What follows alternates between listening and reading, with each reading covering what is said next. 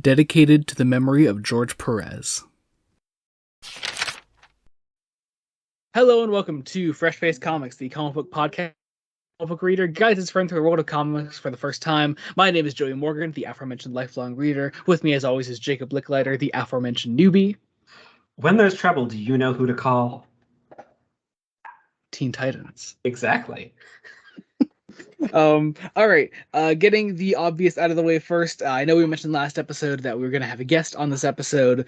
We do not, unfortunately. Andrew will instead only be on next episode, so we will be covering Teen Titans Volume 2 next episode with our friend Andrew. He will definitely be there. I guarantee it. We have the dates picked out to record. Yes. Scheduling conflicts kind of screwed us over on this one. We know to think in advance next time, despite the fact that we thought we prepared enough in advance with the last. Honestly, with this it was a last minute thing that life happens. Yeah, and that is just the nature of time. Is what it is. But still very excited to get into this episode. A great episode to get into. Today we are talking about the new Teen Titans by Marv Wolfman and George Perez, Volume 1. Another kind of unfortunately obvious thing that I do have to get out of the way first. No, this was not planned around George Perez's unfortunate death. George Perez was an absolute legend in comics, and I don't think I would ever try to purposely plan an episode where we would get the maximum amount of listens over a man's death. This episode was planned for quite some time. I had it scheduled in, I think even like a few weeks before his sickness was even announced. So this is I had this episode planned out for quite some time. I knew I always wanted to get Jacob into Teen Titans with this particular run because it is the Teen Titans run.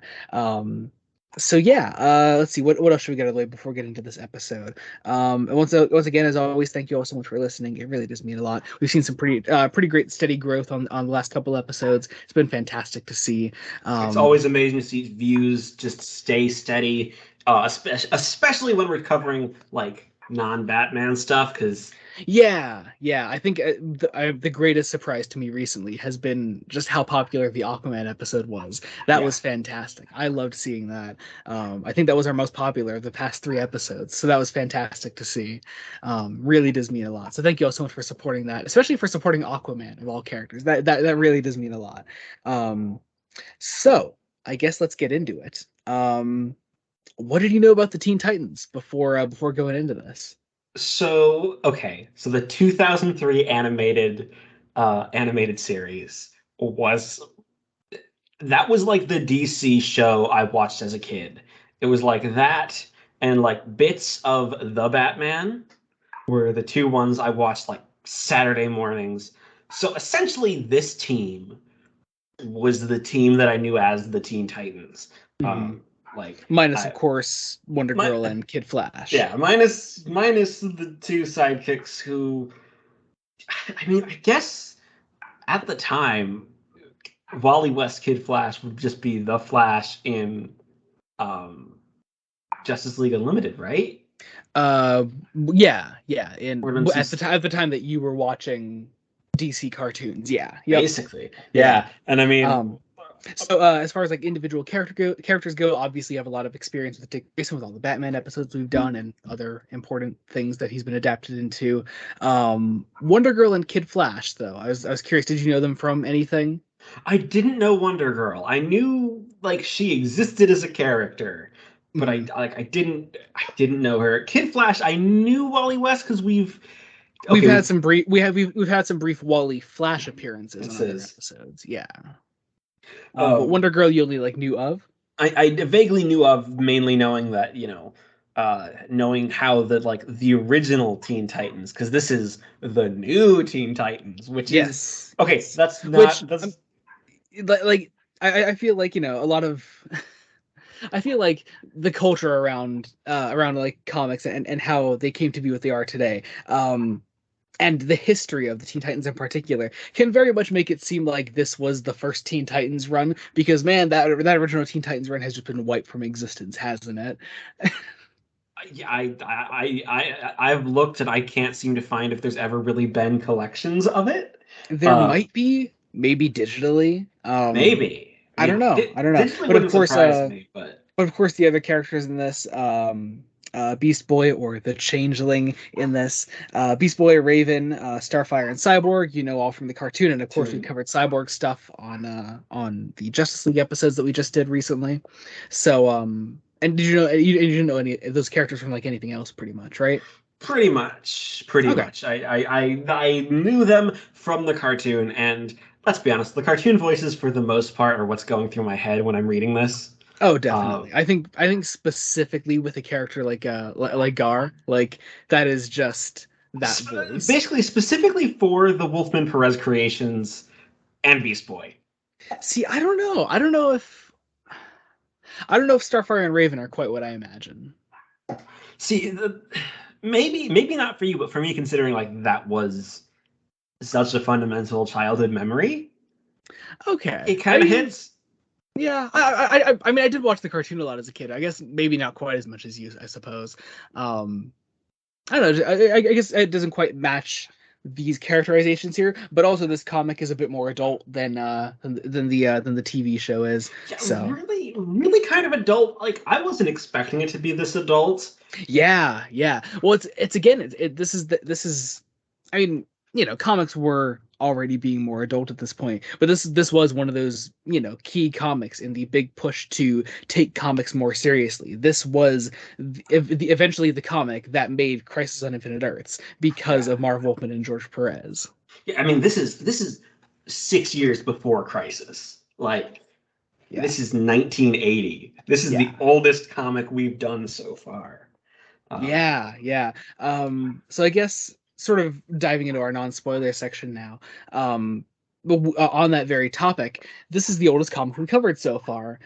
How different was it? What did you expect going in, compared to like the other things that we've covered on the podcast? so I was trying to anticipate, like, okay, this is probably going to be less geared towards like doing a big story arc over multiple issues to fill up like a trade. I was expecting like, especially since this is just the New Teen Titans Volume One. There's no subtitle. There's no like. It's not like okay. I know the Judas contract is like the big New Teen Titans story Yeah, arc. but Like even then, like you don't even know what happens in it. no, no. Aside from Uh, I think one thing in it. I know I know a character. I know two characters in it, and because of the title Judas contract. Yeah, yeah, that does get that does make it kind of obvious. But like the big team change in it, what happens to one of the main characters? I'm assuming you do. I think so. I think We'll talk so. about it off record. We'll talk about it off recording. Okay. Anyway, yeah, non-spoilers. Non-spoiler section for a reason. Yes. So anyway, yeah, sorry, go on. So how did this comic differ from what we've covered so far, though? The pace is very different. It's very here's a character section, here's some action, and then either the issue will end with either some a little more character drama or a sort of an action tag, which is very interesting because like these first 8 issues, they're all self-contained stories, but they also all lead into each other. Um, Yeah, it's sort of like yeah, sort of like an old serial. Which yeah, again, I like know we've come up with that comparison a lot on this podcast. I think you first mentioned it on Death of Superman, where like comics are just old radio serials. You yes, don't necessarily need the thing leading into it, but it would help, and you would see like how it directly led into what we're reading now. yeah. It also structurally, this is gonna be a weird sort of reference, but it reminded me of the first volume of The Sandman, like in the way that Hmm. it was structured, and then like I that, You know what? I kind of get that. I kind yeah. of get that. Yeah. Because we start with inciting incident. We go through essentially seven interconnected stories all towards a goal, and then we end with this with a focused character piece, essentially to set up here's what this series is going to do in the future. Hmm. Like, Oh, and of course, for those who don't know, who may just be dropping in because this is likely to grab some new audience members, Jacob's experience with comics before what we've covered on the podcast is The Sandman, Watchmen, and Invincible, and that's yes, it. and So, that's it. yes, And yeah, and of course everything on the podcast. yeah. Yeah. Hence the Sandman reference. We Uh, we've had to say that a lot though, but also it feels good that we have to keep saying that because we are covering so many different areas of so many different, comics. Yeah, so many different things. yeah. Um, I also, I don't think I was expecting how adult it was. Honestly, like Hmm. I was Specifically when we get towards the end of this volume, like the last like third, yeah, yeah, last third. last like third of the volume, those last like three-ish issues. Um, Yeah. yeah, Um, I definitely get that. Yeah. it's also what I find kind of fascinating is despite it being this very sort of kind of old fashioned and kind of dark, and it very easily could have gone into two older men trying to write teenagers. Hmm. But they instead took this opportunity to just write these teenagers as genuine characters and not talk down to kids and teenagers that are likely to be reading this book. Yeah, I think it also helps, and this might lead into one of our comments, um, a certain one that I don't have pulled up in front of me. They when your brain thinks teenager, my brain automatically jumps to like 13 to 16, like for whatever reason. I Uh, think so. Do you want to cover our first Twitter question? I yes, guess. Okay, yes. so this comes from our good friend Mason at the GD256. I know this is a joke question, but there is a genuine answer to be had. Mason says, "How old are the Titans?" We say teenagers, but I'd like you to take this topic away because it is interesting. So yeah, so here's what's interesting. At least based on this volume, Dick and Wally are both like college age, and like they're implied to be like 18, somewhere between 18 and 20. Um, Mhm. Same with Gar Logan. You don't really know where Wonder Girl is, but she has an apartment on her own. So she is at least like 17, 18. Hmm. Uh, Raven, Raven exists in this realm outside of age, even though she is teenaged. And same sort of goes for Corey, Starfire, yeah, who like is teenaged but grew up in such a different society that she doesn't act like a teenager. yeah, she does not. Raven like is an adult. Like Mhm. Yeah, oh she yeah, straight is up. Yeah, straight up. she's like Despite straight being up like literally 21. teenaged. Yeah. I would say the only one here that truly acts like a teenager is, oddly enough, the character that's taken on the most adult connotation nowadays, Cyborg. Yeah, Yeah. like it's He acts probably the most childish of the group here. and like child is not in a bad way, more in Oh a yeah. It's still a compelling character, obviously, but more compelling like character. more immature, I should say. Yeah, less prepared to deal with the kind of superhero bullshit because he did not sign up for this superhero bullshit. Yeah. Yeah. Which is just a constant part of this A character's Vic's character, backstory. yeah. It's like See our first Justice League episode because man, nobody likes giving Vic Stone a break. no, no. Nobody. Uh, yeah, and I think skewing older is what helped Wolfman in particular because I think in this volume Wolfman does most of the actual writing. Like Yeah. I think I know does Perez will Perez do become a some plot? writing. Perez becomes a plotter towards the end, I believe, though, right? Yeah, like I know he becomes a plotter like because this is the Wolfman Perez run. Like Hmm. they are collaborators. These two work Yeah. together, and like you can immediately see that team. Um, I'll also say Romeo Tanghal, the inker, kind of is also an unsung hero. Oh yeah, Like, absolutely. I mean, just look at a character like Raven, whose existence as a character relies on how she's shadowed and inked. yeah, I love that. I just opened up to a random page just now on 141 in Volume One, and there's this great panel where she stands at the middle of the team, and she's just entirely shrouded beneath her cape, and it looks brilliant. yeah. So good.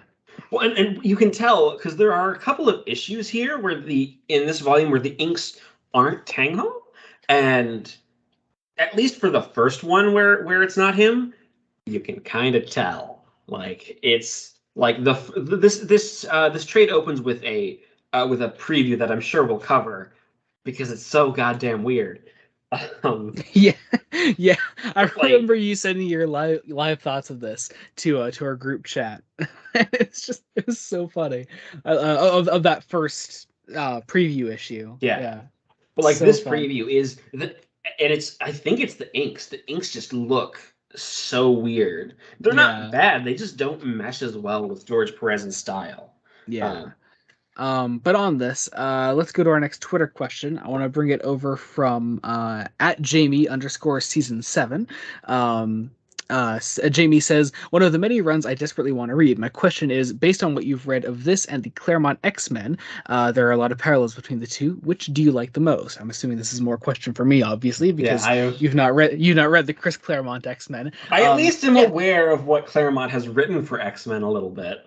yeah, Uh, yeah. Well, I mean, he's done basically all the stuff that the films are based on. basically. So yeah, pretty much, pretty much. But yeah, so of what I've read of both, which I've definitely read more of Teen Titans. I think of this run, I've read everything up to and including Judas Contract.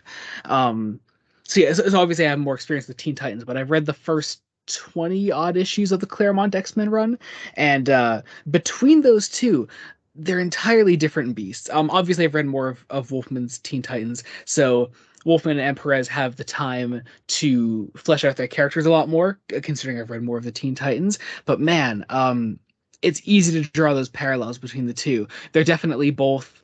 I guess they're the DC and Marvel equivalents of saying of the first pushes into more serious character drama, and it can seem at times like they take it in an almost like soap opera like direction, specifically in the Claremont X-Men run, which I do love and I have been really enjoying.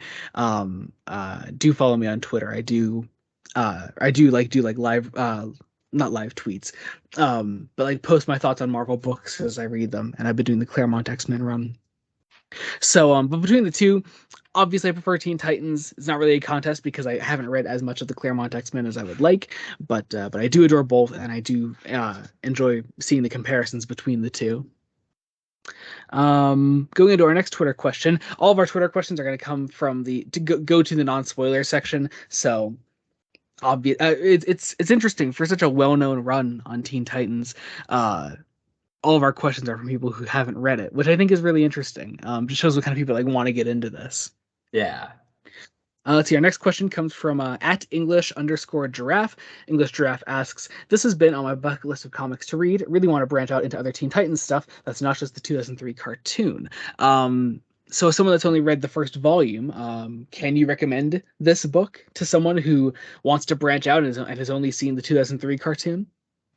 Yes, but with a slight asterisk because there are still like there's so it's something actually that Wolfman says in his introduction to this book. Like if you can pick up I think this trade was first released in like 2014 maybe or maybe even later than that.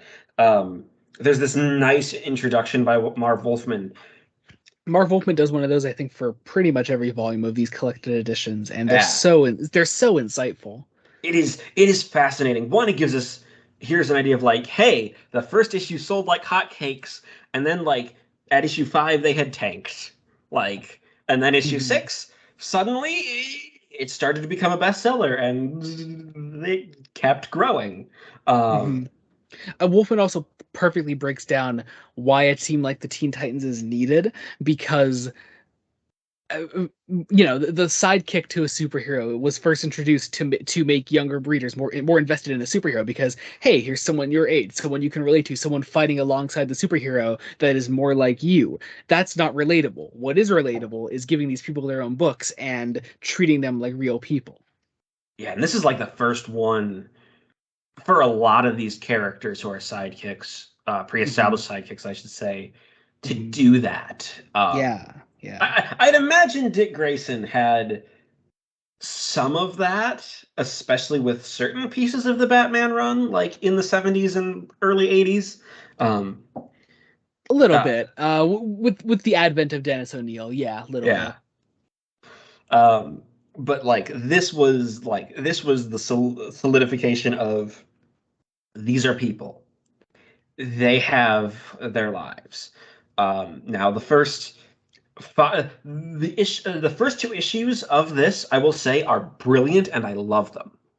Same with like the last three of this volume are all brilliant. Now, the issues in the middle go into some weird places and they kind of drag. I'm not sure if I fully agree with that actually. I mean, There that'll be interesting to break down the spoilers, but that's interesting to hear.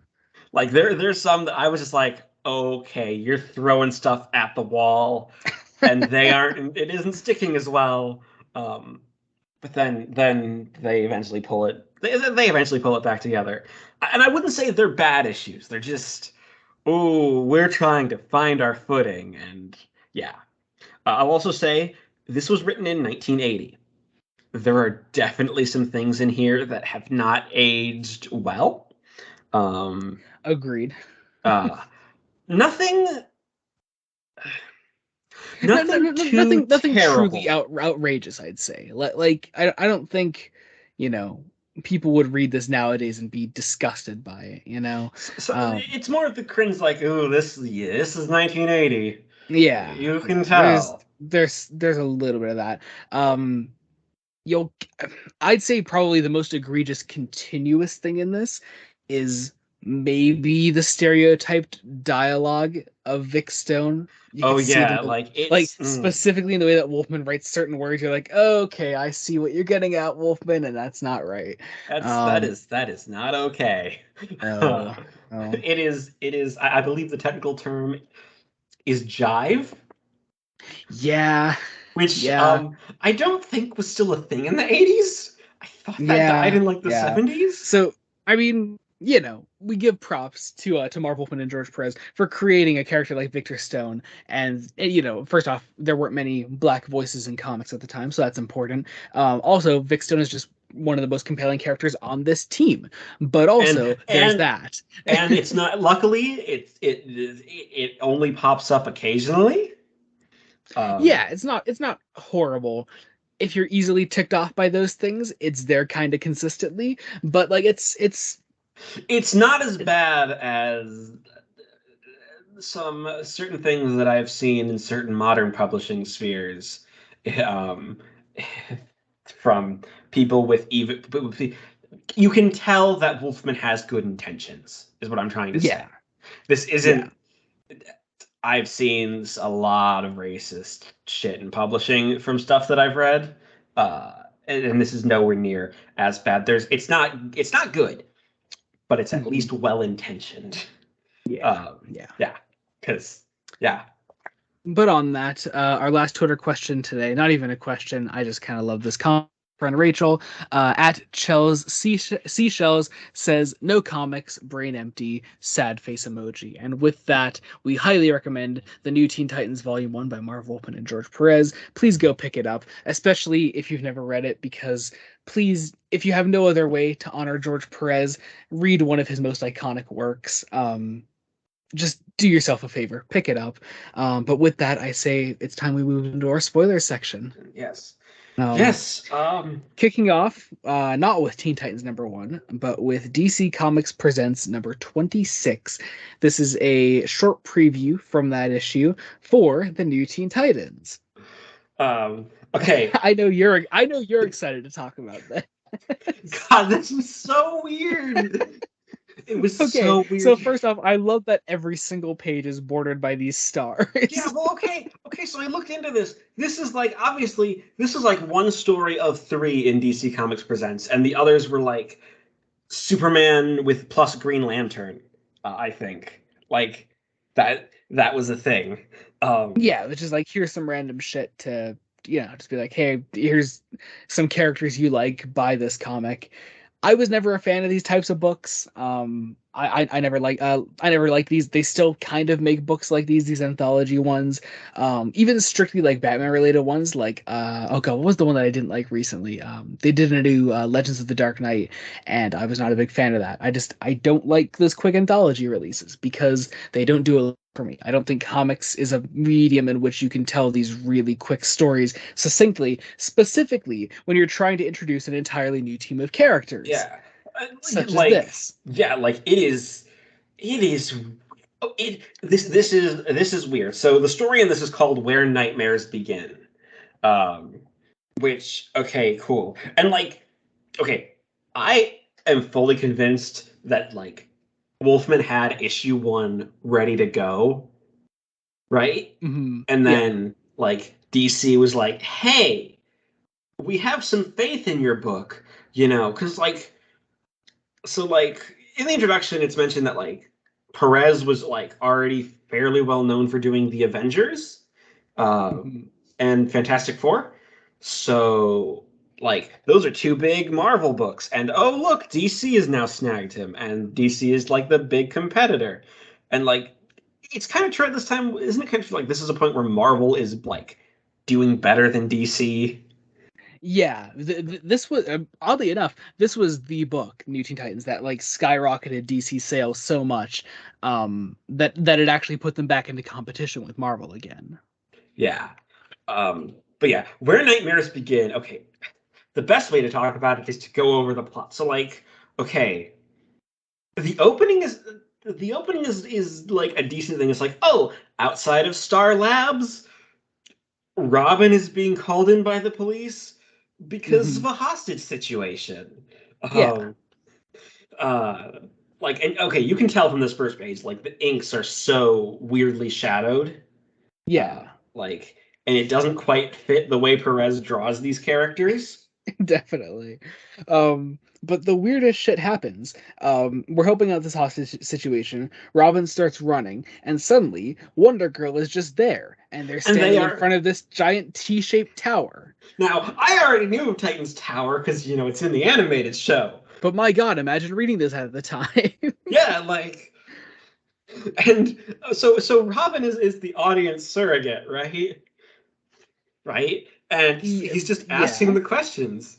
It's like I've never been here before in my life, Yeah. We and then walk into yeah, we walk into like Titan. We see Beast Boy, or as he is now called, the Changeling. Um, he walks in there with Wonder Girl. This the story goes so back and forth, it's insane. We meet up with Cyborg for the first time. All these characters acting as if they already know each other. I just how did like what did you make of this when you first saw it? I was just like, okay, I'm at least familiar with these characters in retrospect. Yeah.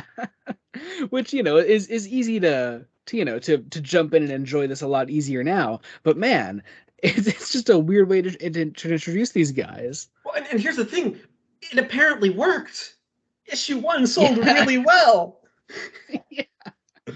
But like, yeah, like it's all the characters come together. Beast Boy is horny. As Wolfman, and it's weird because obviously issue one didn't sell on the merits of, hey, here's more Teen Titans, because as Wolfman lays out in his introduction, the original Teen Titans run was terrible and nobody bought it. Um so rebooting the Teen Titans was not exactly the most popular move over at the DC head office. Yeah, like it's so interesting that one, they rebooted it and they gave them a preview like this where it, it's kind of insane. So like the plot is mysterious scientist man that Raven saw because astral projection. Um, that's all you get is Yep. doing something with dimensional research. Now, okay, I recognized who this character was immediately. I'm Oh, like, you did? oh, yeah. I'm like, Because oh, he's drawn quite differently than he is in the other stuff that we've seen. yeah. But I'm like, oh, we're doing. It's I mean, I mean, maybe you were tipped off by the fact that Wolfman included another black character. Maybe it's that, maybe it's but that. Yeah. maybe it's that. You know, Um, it's the Star Wars logic of who's the only woman. You know, it's yeah. Anyway, so yeah, so Raven sees this the scientist here. We could just call him Silas, right? We don't it's need to. Silas We don't need. Stone. We don't need to tiptoe around that. Yeah, but like it's a creature. I love this kind of sci-fi idea of like it's trying to convert the atmosphere to methane so it can survive. It's a dumb idea, but I love it. But Yeah. like the Titans, Very fun, very pulpy, very 80s. very 80s. Everyone on the team can move fast and like slash fly except for Robin, which So I find Starfire carries him.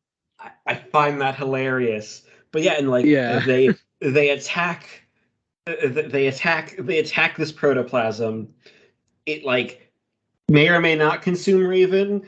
Wally West uh, does preview the I hate to use the word simp, but But it's kind of it's accurate. Yeah. kind of accurate. I hate that Yeah, word, but yeah.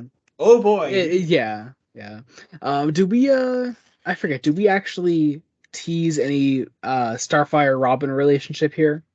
Not in this issue, No, because I think this is it starts immediately in issue 1 though. issue 2 is where it really starts, I'd argue.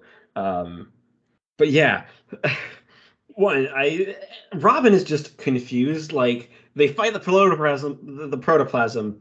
He runs up some stairs and he passes out again, and he's back to the hostage situation.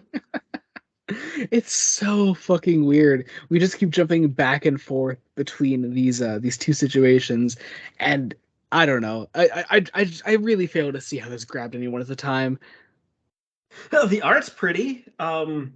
Yeah, And but at again, least, and it inked kind of, terribly. yeah, ink terribly. It shows, and that isn't even to say like the inker's a bad inker, because he did the inks for the first issue's cover, uh, like the actual first issue's cover. Yeah, and it's Uh, a very nice cover. it's very nice. Very It's nice just cover. yeah, I don't know. This is messy. We keep there's some nice, it's nice to like show off all these characters' powers, but like I don't know. I don't have any feeling for any of these characters Yeah, aside as from the of fact that you know them already. yeah, like I don't. And it's like I mean, but I mean, I guess that's sort of the way it's written is that, we're supposed to know the characters already in the situation that we're seeing them. Just as readers saw it at the time, they didn't know these characters at all. But no, within the narrative, they all know each other so very well already. except except for Robin, who is confused. Yeah, how does that work for the rest of the Titans? Like is Robin there knowing all of them at one point, and then this our version of Dick gets like transported to in that Dick's body? Yeah, Like, like it's time travel, I think is the implication. They don't really explain it, at least in this volume. Like the alien yeah, it's protoplasm doesn't happen again. Like when we next really see Silas Stone, it's issue 8. No, it maybe 7. Like 7. 7. Yeah, like it's it's not this. I don't know. Hmm. I don't know why, but like And we try to end on this big dramatic note after it's all dealt with. Is like Raven sort of thinks to herself how she needs to like bring all the Titans together, and it says quite obviously the beginning, but this doesn't actually really get followed up on. no, This specific protoplasm shit. no, it It's doesn't. just here Like to sort of tease like, oh, who are these characters? Why does Victor have this that's right, like why does Victor hate his father? Like what is their relationship? That's it. Like we don't actually know how any of these things are related, and we never And you know will what's find even out. weirder? You know what's even weirder, Joey? Is because like I thought like, oh, are we gonna then build to this? But then like we don't. We Yeah, build to for what obvious Raven's reasons, backstory is. because one of these characters is dead by the end of the volume. Yeah. Yeah, so like you can't build up to that anymore. Yeah. I it is a choice. And I would say it's best to write DC Comics Presents 26 off as non-canon, but it's referenced within issue 1. Yeah, like So, it keeps coming up, and I'm like, why? Why? I mean, obviously read it because it's like what, 16 pages? 15, 16 pages? yeah, somewhere around there. Yeah, it's not that long. Like again, this was Yeah, a slice of a it's 14 larger. pages. Oh, it's even Yeah, shorter. It was a yeah. slice of a larger anthology, but now we can actually start proper Yes, New with Teen Titans #1. My God, that cover! Like, I love it. It's so good. this Um, this cover was my clue that George Perez goes hard. Oh yeah, and does not know how to do anything else. Amazing action shots, super colorful, impactful wording around the cover. It's fucking brilliant. Yeah, This is also the first comic we've ever covered on the podcast with a preview page. So page 1 of inside the comic is a title page for the story in the comic. yeah, So this was and a standard. So this was a standard of comics at the time. Typically, this was done because older comics were typically multi-story things, so it was all like DC Comics Presents. So like a single issue of Batman would have like 2 to 3 stories within it. So you would have these preview pages, these like individual title pages for each story within that issue to sort of say, here's where the story separates, here's where your new one begins. For some reason, they stuck around for quite some time into the single story era of issues. And I they're nice to mean, have here because they're like secondary covers and they're really nice. yeah, I mean, like this Just could be weird the that the trend cover. sort of continued. Yeah, well, it also could very much be the artist still like doing them, or Mhm. possibly because I know comics have ads, right? Like Yeah. they could have tried to keep structuring because I know like this issue is split into like chapters. Hmm. Like that could be them trying to work around the ad pages and Yeah. not just like cut you off in the middle of the flow, which Yeah. like I can't blame them for. But Yep. But I mean, it is a very nice title page. I love the action shot of Robin holding Starfire and Raven above them. Like, so cool. So cool. But we with open up in the actual story. We with an see epilogue. epilogue. I really love that. That's really nice. Which is very fair because this is kind of the end of another chapter that we don't Mhm. ever really see. Once Um, again, your idea of comics being old radio serials and soap operas where you just see the end of a story, except in this case, we didn't get the beginning of the story we, either. we So, won't get the beginning of the story because there isn't like a Starfire book running.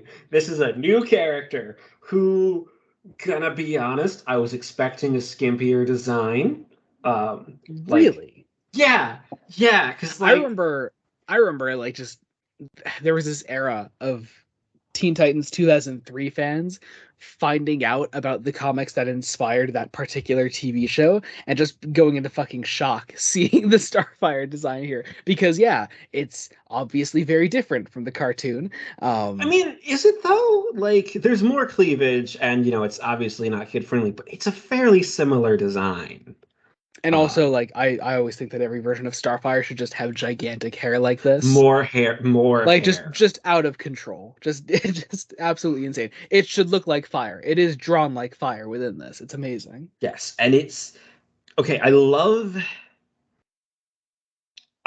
the way she's introduced as saving herself. Hmm. Oh Especially yeah, because coming in, kicking ass. this is Some post Star Wars, right? Like yeah, yeah. Empire Strikes Back was Empire Strikes Back would have been referenced. a very different, a very recent thing. Yeah, Well, it was referenced in the preview issue. yeah, Um, yeah. So yeah, Empire Strikes Back would have been a very recent thing because it just came out in '80. like yeah, you can see the Star Wars influence on like the spaceship designs, not as much on the creature designs, which I Hmm. actually quite like. Yeah, Um, yeah. Although they do come across a bit generic, but that's kind of nice actually. They're cool.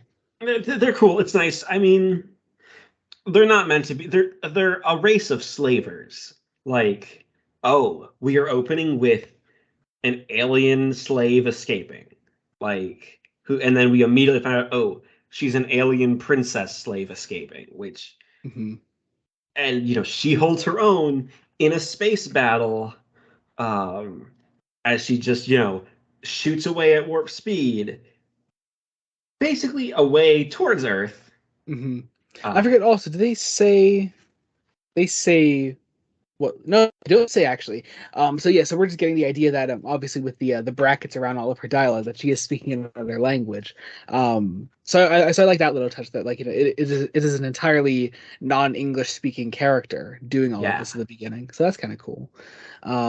But we and jump into I love the little touch in Starfire's design of her not having pupils.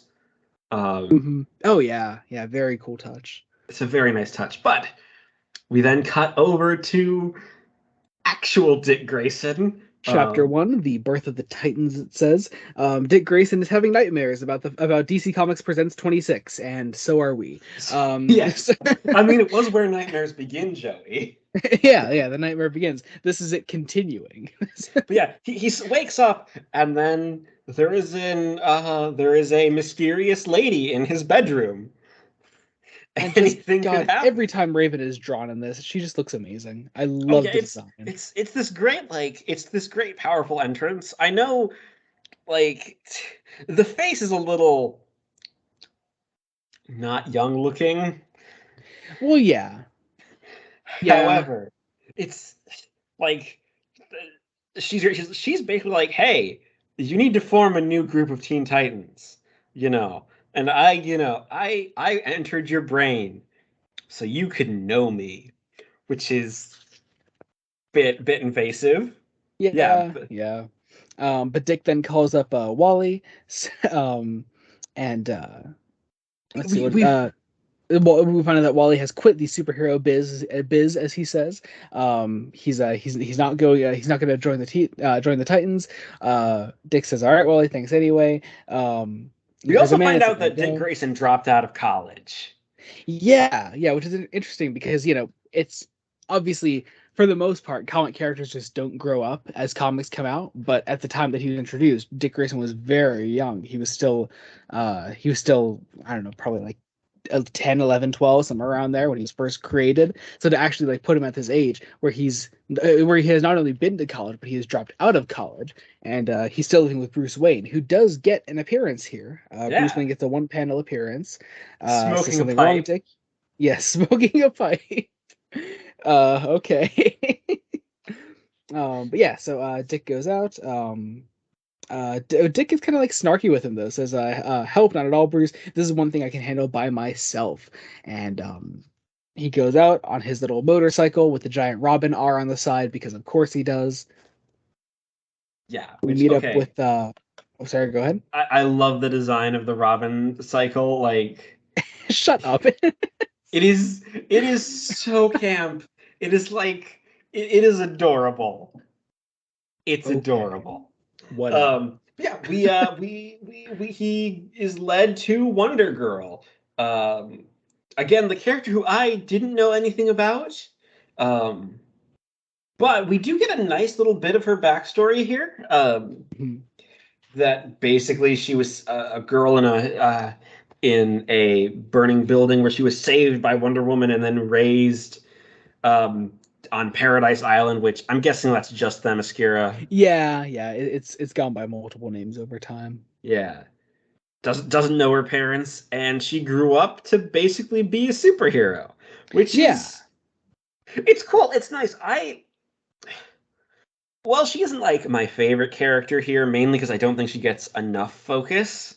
there is an Um, entire arc centered around her in the next volume, so oh, don't okay, worry. well, Yeah, I think it's a good like 2 or 3 issues all on Paradise Island. yeah, because I have not read that arc. Yeah, I've only read so volume one. yeah, and since Um, we're doing volume 2 next, it's not a big spoiler to say, yeah, obviously. but like Robin swoops in, Garfield Logan is there. He is horny.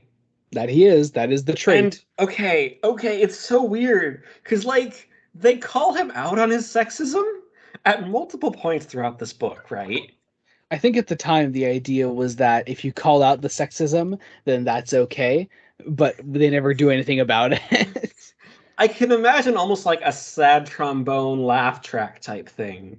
Oh, definitely. That's a lot of his character. But it's weird because Gar does get like some moments to shine later on, which we'll see. Yeah, yeah. Um, But yeah, for now he's the horny one. I So do we have like his started. design. It's a fun design. Yeah, yeah. As someone familiar with the purple and black, do we like the red and white? It suits the era. Like it Mhm. would not have suited the 2003 cartoon aesthetic. I'm sorry. Oh, I agree. I agree. Like I also do think a character in purple on this team would have actually been nice here. I mean, we have Starfire obviously, but I think there's a bit too much red on the overall team aesthetic. that's true because because you So, have these three, um, mhm. and there's And red then, oh on yeah, Wally West. and then Kid Flash comes in, who just kind of decides that he wants to be here now. Well, But there is a reason for that. Yeah, it's there's a reason. because Raven told him to. Yeah, This is one of many examples of Wally West's motivation literally being Raven wants me to do it, so I'm gonna do it. Like, oh boy. Uh, yeah. like nothing could I have mean, prepared me for the levels of horny that these people are. see, I'm not even sure if it's necessarily horny though, because I think the implication is that it's Raven putting Wally under her spell. Oh, that too, which is also terrifying. Oh yeah, yeah, like just the sheer power of Raven is really a lot of the focus here in Volume One.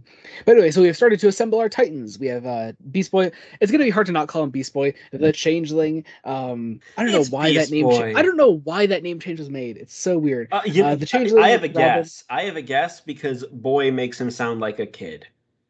Like, because it's not Robin the Boy Wonder, it's Robin the Teen Wonder. Yeah, I guess. I get. Yeah, fair enough. But we have the Changeling, we have Robin, Kid Flash, and Wonder Girl on our way. That's half of no, little over half of our team. And we get our first look at Cyborg here. First off, as someone that's recently watched Zack Snyder's Justice League for the first time, do we like the aesthetic, the whole hoodie thing? I think that's very much what that thing in Zack Snyder's Justice League was inspired by. Yeah. Yeah. And just my God, he's so angry. And So, it's kind of justified oh yeah. even more than it was. Well, I mean, it was justified in Origin, but it's Yeah. equally justified here. Or, Because I mean, like, Origin ramps up Silas's dickishness, but yeah, this, I think, the fact that Origin is a bit more shrouded sort of leaves it open to like just how horrific it can be. I mean, and it is horrific. Like, one, the design helps that you can still see a lot of like human bits. Mhm. Like, ooh, that To adds say so that much. he has mostly lost his vital organs, more than just most of his body. Yeah, the implication being like his limbs are gone, half his head is gone, um, and probably some stuff with like his heart, but that's about it. Like the rest of him is still there. Um, and you have I love the origin of his superhero name just being that his father calls him a cyborg. Hmm. And that's where he gets the name from. Raven, as she does so well on this issue, she just comes up to him and says, "Hey, you need to be a Teen Titan." Okay, out. Well, not But even out, as everyone else is there now. yeah, they Um, all join in. We're still missing a key member, but Raven says, "Hey, we need to go get our final member, our final Titan. She's arrived on Earth, but her pursuers are close behind. We must hurry, my friends. We must find our final member before she is slain." Um, and so we go over to Chapter Two, New York Nightmare. I don't know. I always thought these aliens here looked kind of parademon esque. Kind of, yeah. The parademons, would they have been a thing by this point? Yeah, yep, Because they're a Kirby creation. yeah, yep. Yeah, but we get some very nice action. Um, there's actually a really good job done of it not feeling like they're a team. Like, Yeah, yeah, they like really do. There is still friction here. It's not like because all of our heroes are together, they're all going to act as a perfect unit now. yeah, they are all terrible. Like you have the more experienced, like established sidekicks uh doing, a really good job. Um I love when they allow Beast Boy to get creative with what he can do. Um Mhm. but yeah, what happened, like they fight and Raven is still just trying to find the final member. Um Mhm.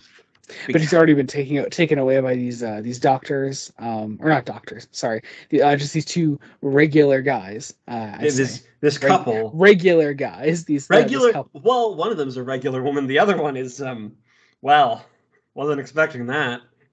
Yeah, right, right. Okay, so we'll talk about it next issue. Never mind. We'll Yeah, talk about it next issue. because Yeah. Grant and So Carol, and Grant like, and Ken. Yeah. So here, yeah. So they're looking after Starfire. They have found her. Meanwhile, these aliens that were hunting her down come after her. Raven comes in, stops these aliens. I really like the way that all of their dialogue is written. Just this different alien language that they're writing yeah, out here. it It's cool. it kind of looks like math. Yeah. It's very cool. Very, very different. I like it. Yeah, Um, and Raven tries to calm Starfire down. Uh, it doesn't quite work. Uh, you know, luckily, Kid Flash bursts in at the last moment, uh, mhm. before everyone else bursts in, and suddenly they are sucked through like a wormhole As you into do. into space. Again, Yeah. Makes sense. makes sense. It's great.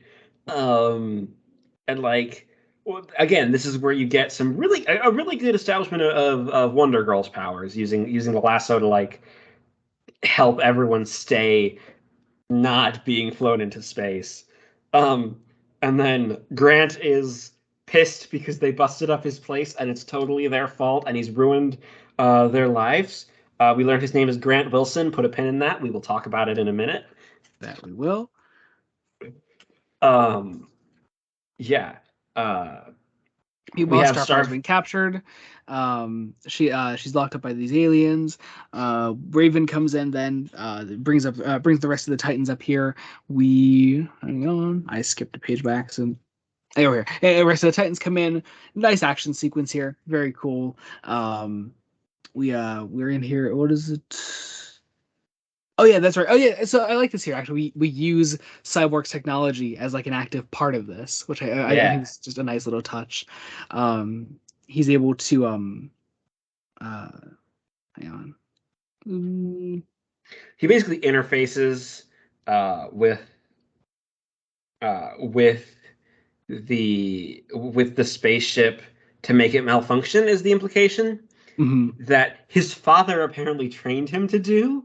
Um, Which makes all kinds of like different implications about like what happened after Vic became the cyborg. yeah, What Silas wanted from him after that point. yeah.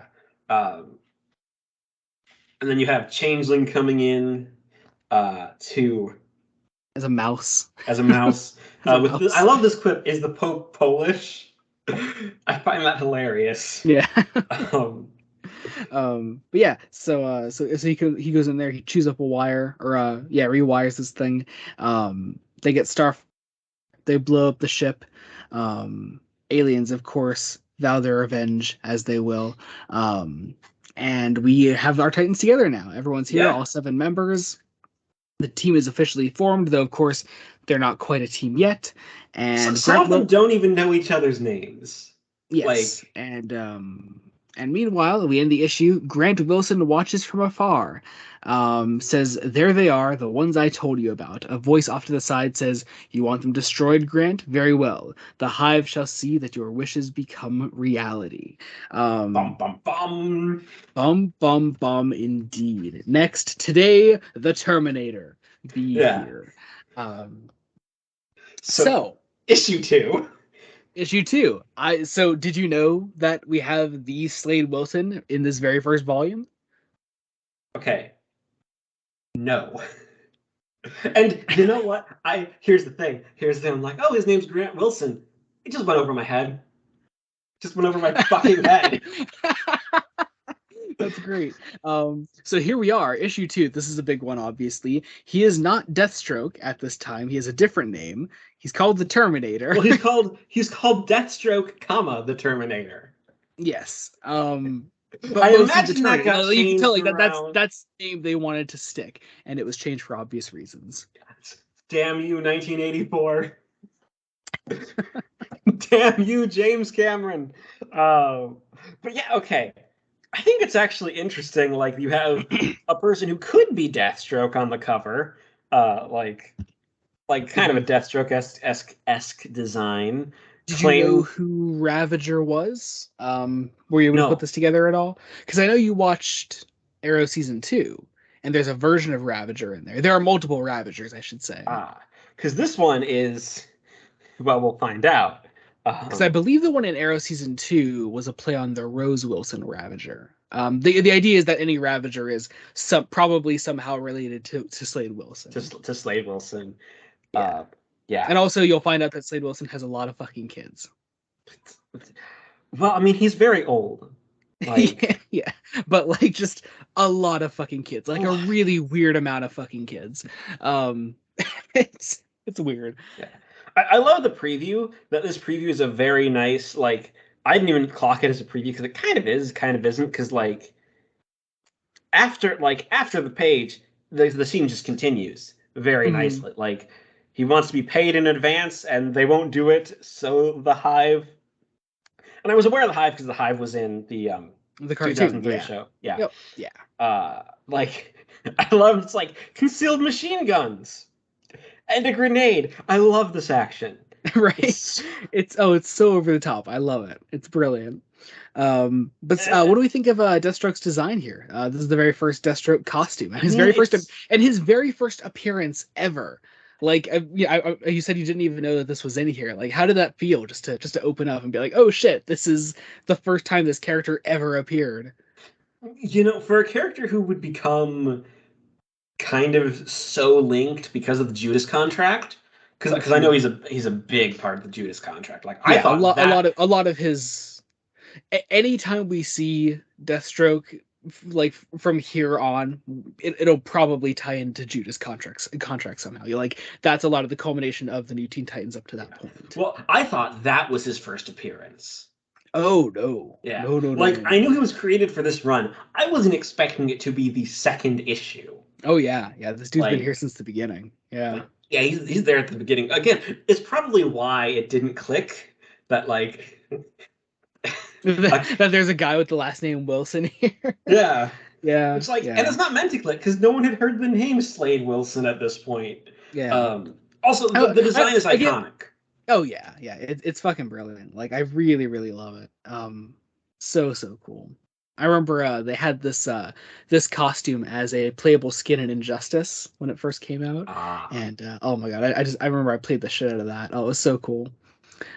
Anyway, so he escapes from the hive.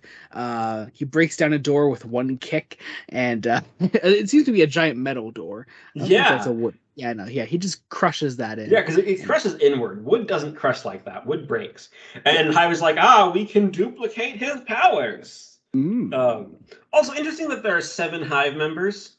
A nice little parallel there to the Yeah, 17 yeah. Titans. Yep. Um, and we cut back to Grant and Carol. Again, wasn't really expecting this to be so serialized. Yeah. Oh, yeah. Yeah. Seriously. But also, man, I like that we're at this point already. But man, Grant Wilson's reason for hitting the Titans is really flimsy.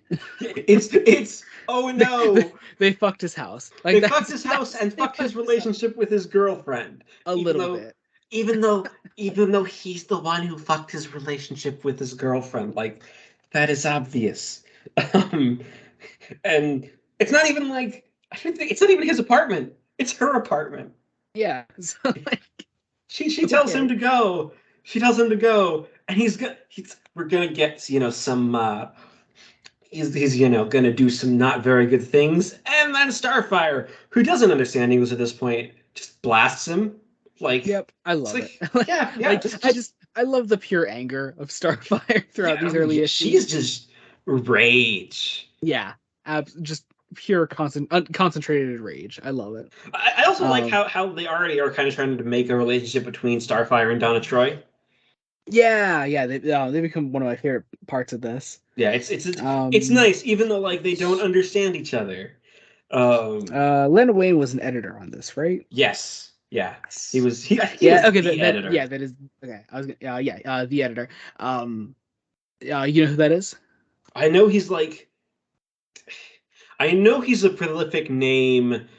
'Cause didn't he Uh, didn't he, he he's created a lot of famous comic characters. Probably one of his bigger claims to fame is creating Swamp Thing. That's what I was gonna say. I Yeah. also didn't isn't he also I know he also wrote an episode of the animated series, I think. Did he? Yeah, Wait, what? Wait, I didn't know that. Wait, I unless think I might have mentioned it once and just not clocked it. not That's clocked it, yeah. interesting. Huh. I did not know that. I'm gonna look that up as we Oh, continue like this. a lot of people who created a lot of these characters ended up working in like the DC animated TV stuff Yeah, at some yeah. point. Uh, Um, oh, he wrote Moon of the Wolf. Oh, he wrote a couple. Wait, hold up. yeah, Oh, wow. Okay, he wrote Moon of the Wolf, Off Balance. I love Off Balance, and Blind as a Bat. That's awesome. Okay, cool. yeah, no, like a lot of these names I've seen because I pay attention to credits. Um, I usually do too, and I don't know why I never clocked that. because you're not expecting it. Yeah, Um, yeah, yeah, and also probably because I'm just so acclimatized to those episodes. I've watched Batman the Animated Series like the entire thing many times, and it's probably just second nature to yeah, not clock those names at this point. yeah, okay. So, yeah. Anyway, so Wally comes in, uh, and it's like, right, we gotta go. There's an emergency down by the docks, and it's like, oh, you're gonna. I love the narrator. Like, Yeah, yeah. We're looking at this next page. The Titans are a new team, formed less than a week ago, but they already move as one. yes, Yeah, yeah, love that. well, but it's Wolfman. This is just Marv Wolfman. Yeah. Like, Also, the narrator was a bit more of a commonplace thing at this time. This is like towards the end of its regular status within comics. yeah, but still, it still gives it a nice flair. Um, Yeah, yeah, it's nice to have there. Also, Beast Boy making a Wizard of Oz reference. Uh, Yeah, yeah. and there's again a lot of quips, some action, another great moment of Starfire blowing stuff up. It's Yeah, like she does so well. and she And shouldn't. and then Robin We pushes build, and then suddenly, Robin some pushes her out of the way to save her, and uh and Robin says, haven't you noticed, Flasher? Starfire seems to relish violence. She says something in an alien language. He says, if only she could speak our language. If only we could talk to her. And then she just fucking kisses him. and then she kisses And him.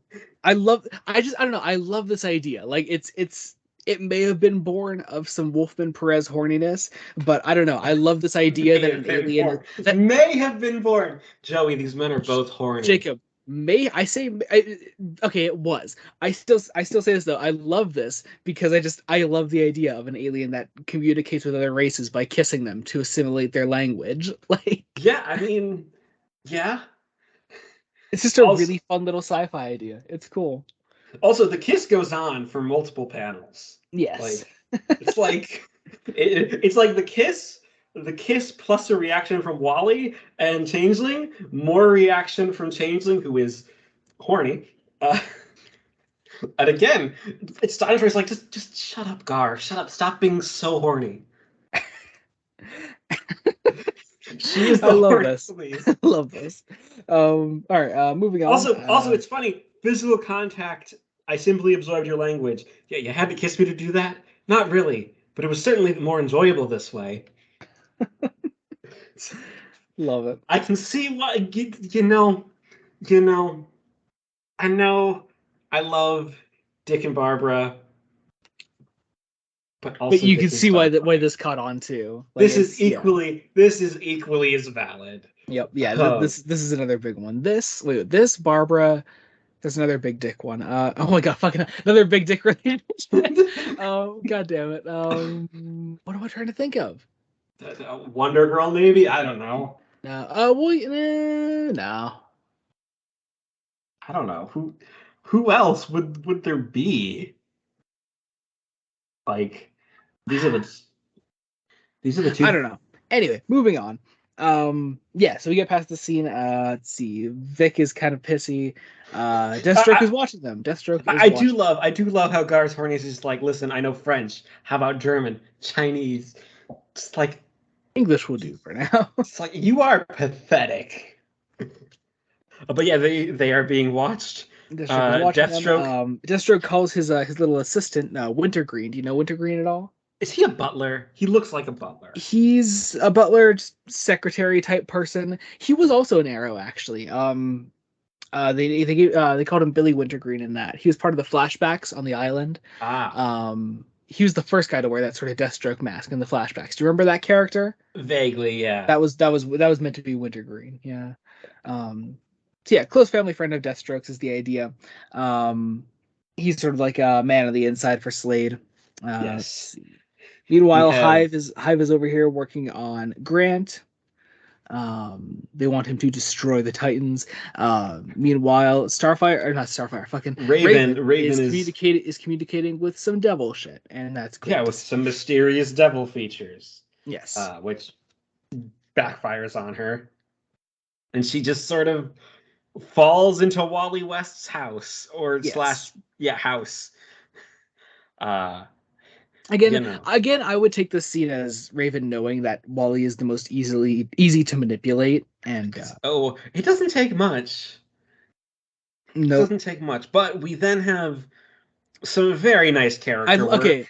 I love the way you describe this next scene to me. It What? How, is how did you describe it to me, Jacob? it is an anime beach episode. There we go. That it That is is. what this is. That it absolutely is. And much like an anime beach episode, it is here for one reason and one reason only, because Marv Wolfman and George Perez had too much time on their hands.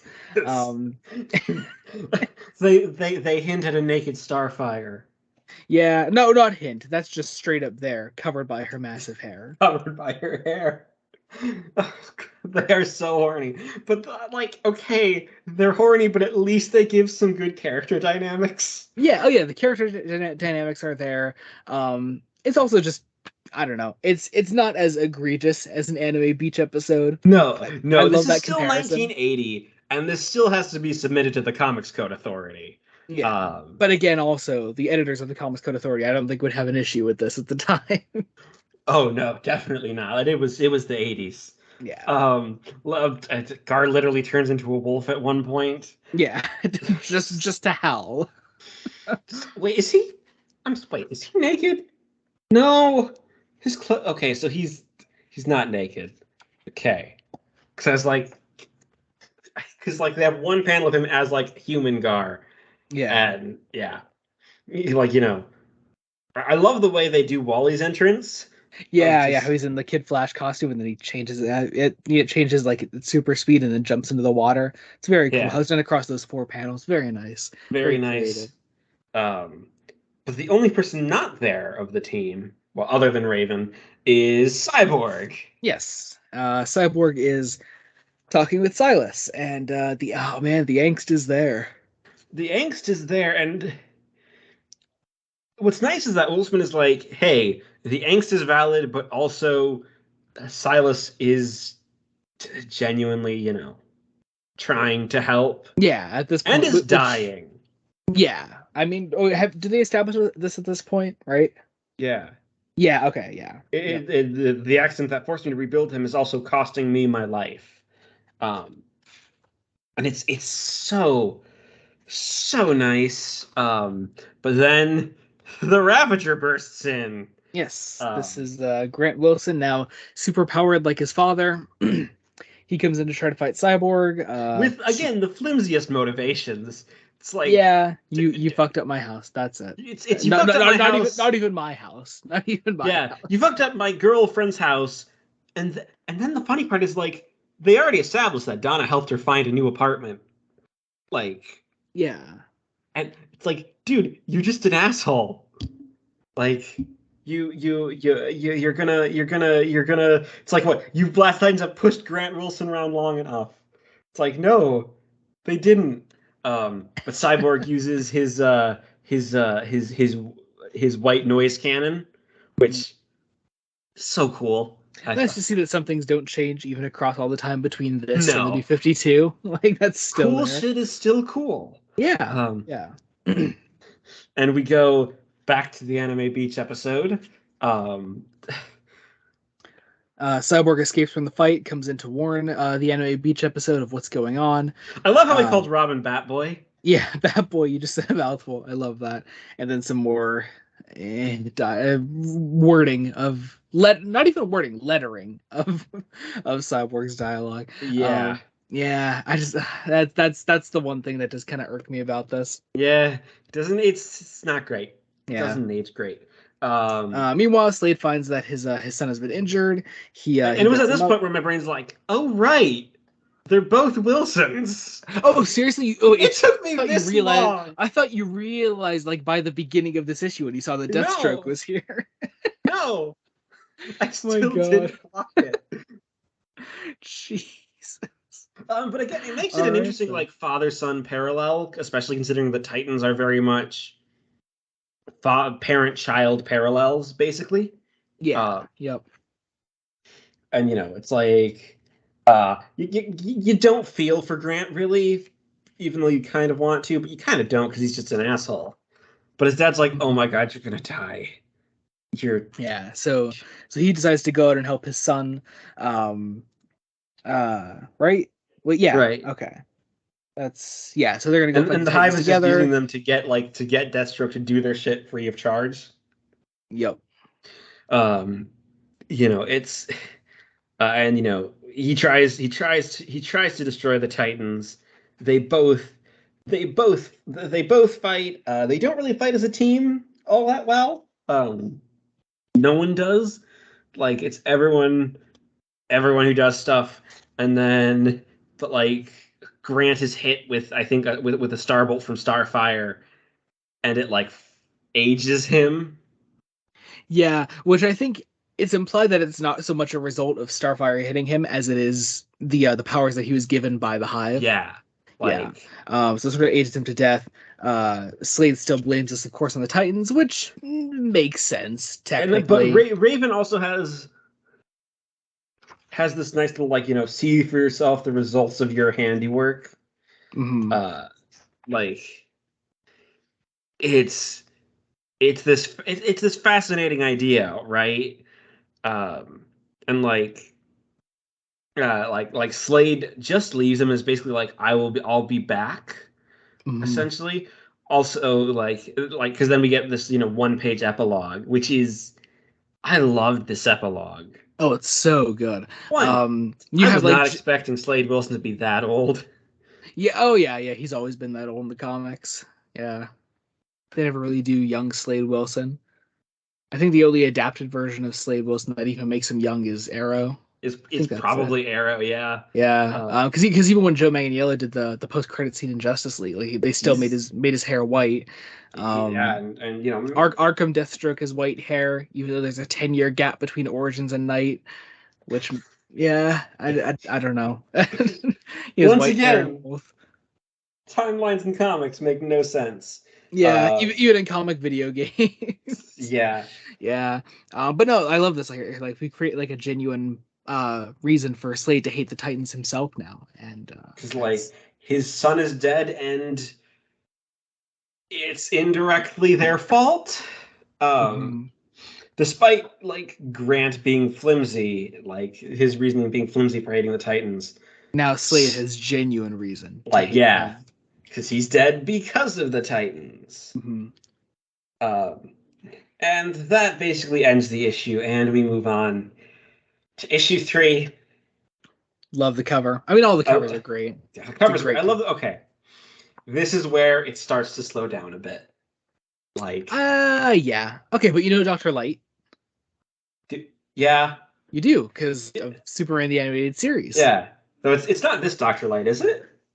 Is it there are multiple Dr. Lights. I don't know. I don't It's been a while since I watched the Superman episodes. I don't know if it's meant to be the same. I don't think it is. I don't think so. But still, a Dr. Light. Like you get A Doctor the Light. idea of the character. Yeah. But enter the fearsome five, it says. So some of these characters I think you'll know from the cartoon The though. cartoon. Yeah. Some of them I don't think the cartoon does, No, or no. if they do, it's not the same design. No, Um, definitely not.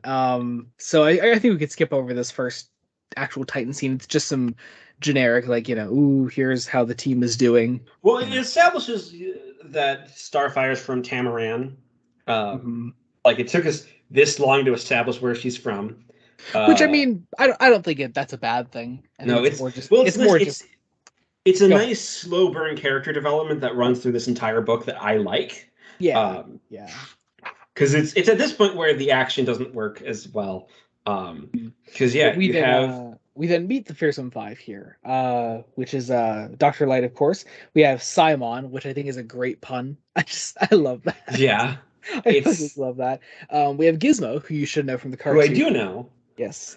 We have Shimmer, and then Mammoth, who is also in the cartoon. Yes.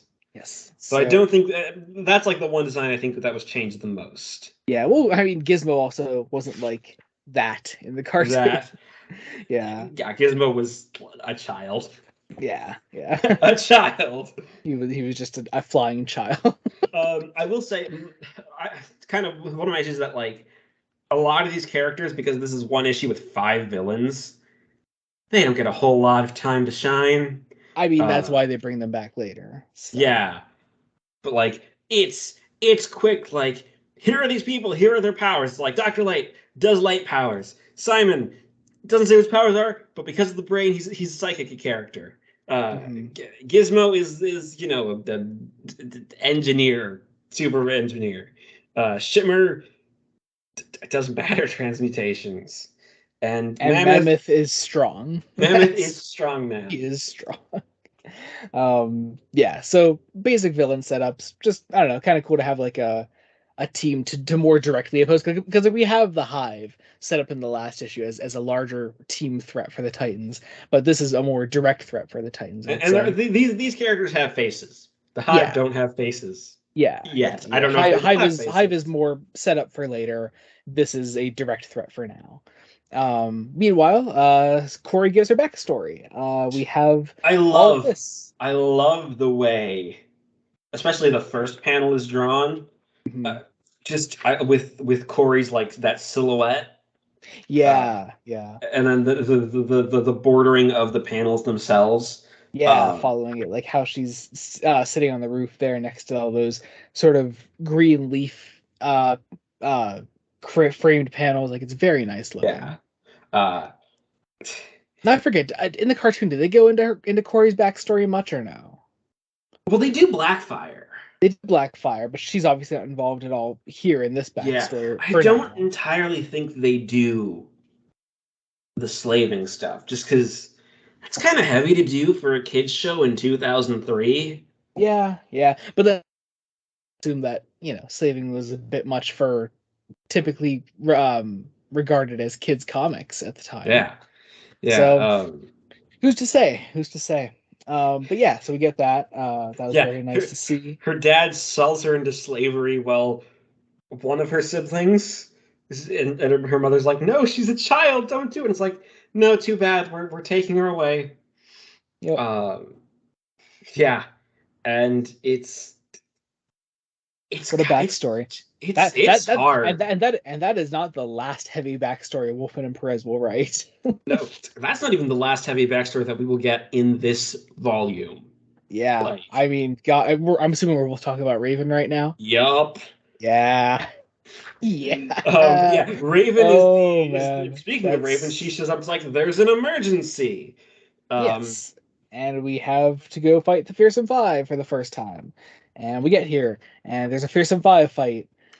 What it else do you is want? it is a fight. It is again. They're not really working as a team yet. Uh, I argue they won't start working as a team until like the very end of this volume. Like Yeah. that's the climax of this volume is them working as a team. Mhm. Um, I love that Dr. Light is kind of a match for Starfire because of both like kind of energy light based powers. Um, but yeah, it's a fight. They basically get defeated. Everyone gets knocked out. Raven does the thing where she just goes off, goes She away. she talks to a pentagram. Yeah. She talks to a Well, it's an pentagram. interesting thing. That's I like this sort of distrust of Raven because like she's the one character who we don't know. like Yeah, any everyone backstory. else, like all the other new characters, that we have their full backstories already. Yeah. Raven, we have not delved into yet.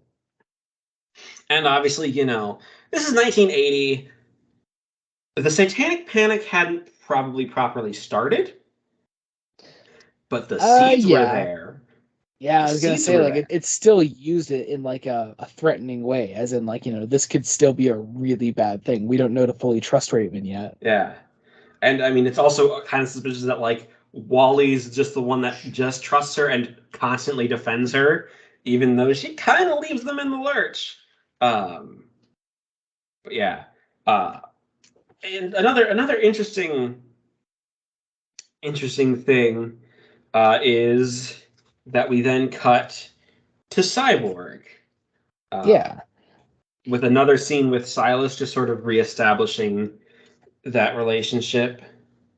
hmm Um, Once again, telling the audience that he's dying. with also Uh, ending with a letter. yes, Uh, saying that he is cordially invited to the opening of Titan's Tower. Be there tomorrow at noon. Location and map enclosed. So here we are, Titan's Tower. It is officially a part of the main series now. We don't know who brought this about yet. We don't know who built it, who paid you for want to it, know? You want to know who like my suspect was? Surprisingly, who. Bruce Wayne. I thought you were gonna say that for, for some reason. Yeah, well, I mean, he's Is a is it also billionaire. possible? Is it also possibly because Batman's on the next page? Yes, Okay. but yeah, we have the team at Titan's Tower.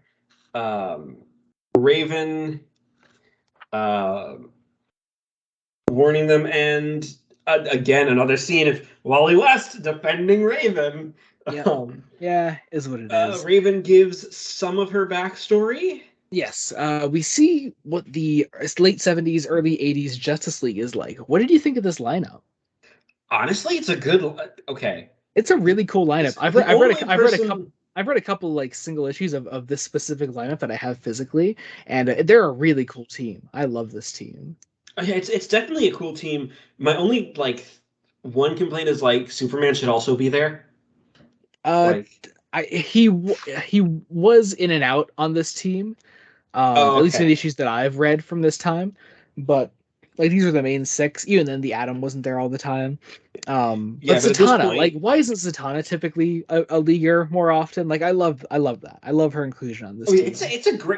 it's a great team, and like, it feels so different from like what is now like the this is what the Justice League is, Hmm that it works, but Yeah, like not so different. Like you have a nice list of bigger names, like you have Batman, Wonder Woman, and I'm assuming Green Lantern was a fairly big name at this point. yep, Um, because I know he at least at this point had what that the Green Lantern Green Arrow book.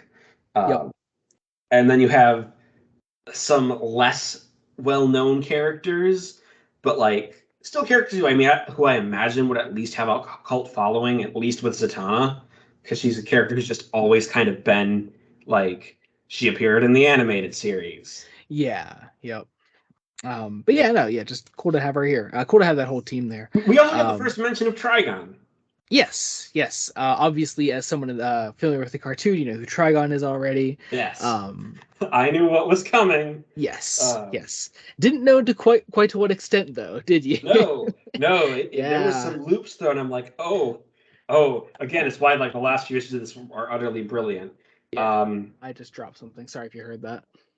but yeah, it's like, oh, it's going to be blamed on the Justice League. So, the Fearsome Five, they start fighting with each other.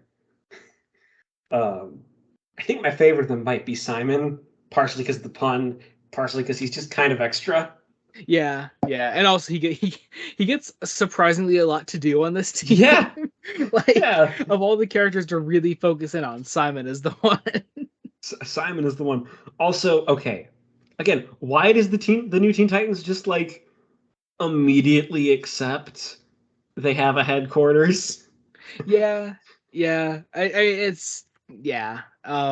I mean they do explain it. It just it doesn't get an explanation for a while. for a while now? But Yeah. yeah, they go off to fight the Fearsome Five, and Raven's like, "No, don't stop." we convince the Justice League to help. And of course, it kind of all goes badly. Again, they're not fighting as a team, which I think is one really nice thing. That But again, Wolfen and Perez like continue to build upon. yeah, they build like also Wally stays behind, but like they all get tied up, captured, lights knocked out, um, attacked, and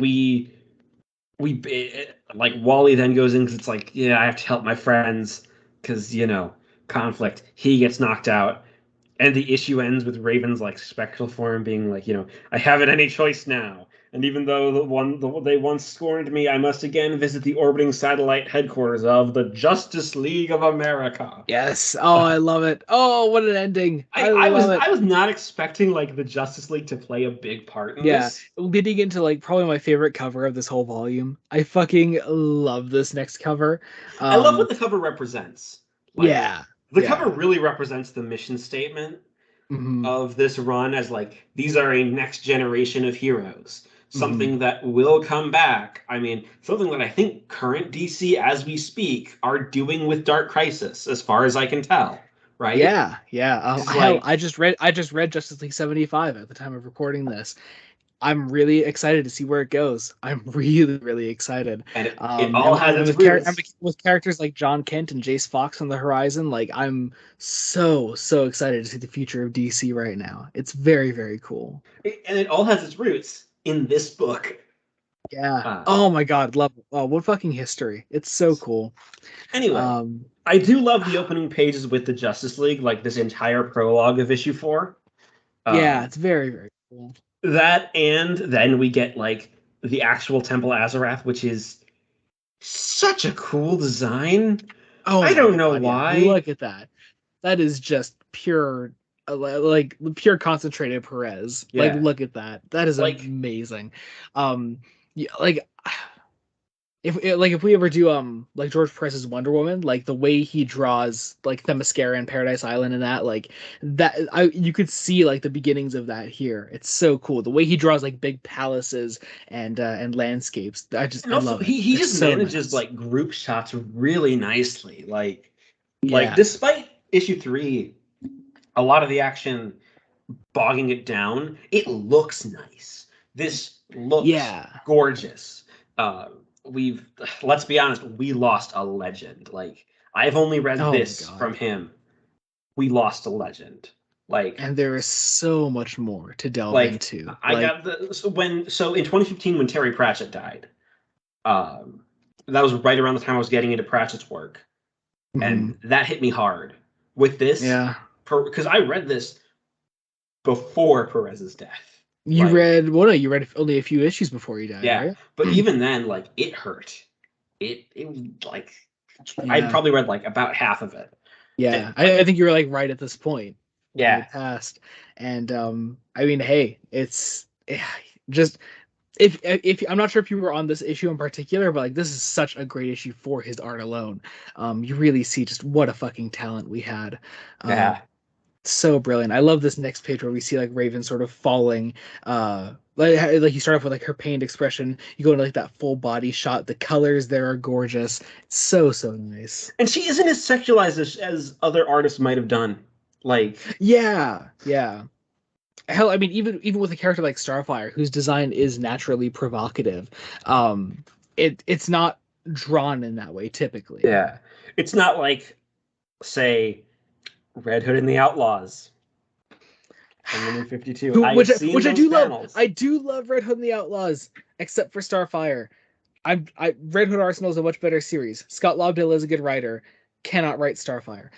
I swear, I think that's like what the third time I've gone on that tangent in this Yes. podcast. No, but what Oh my god. I love this just mother daughter dynamic. Yep, Like we don't we really meet Raven's find out grandma. about Raven's mother, like what oh, the trauma there, because Man, it is something.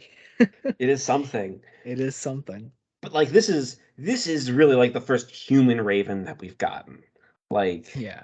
this is and the way she falls at the end of this, and she's like it's like she struggles to no possible avail, and she cries because now that is all the girl named Raven can do.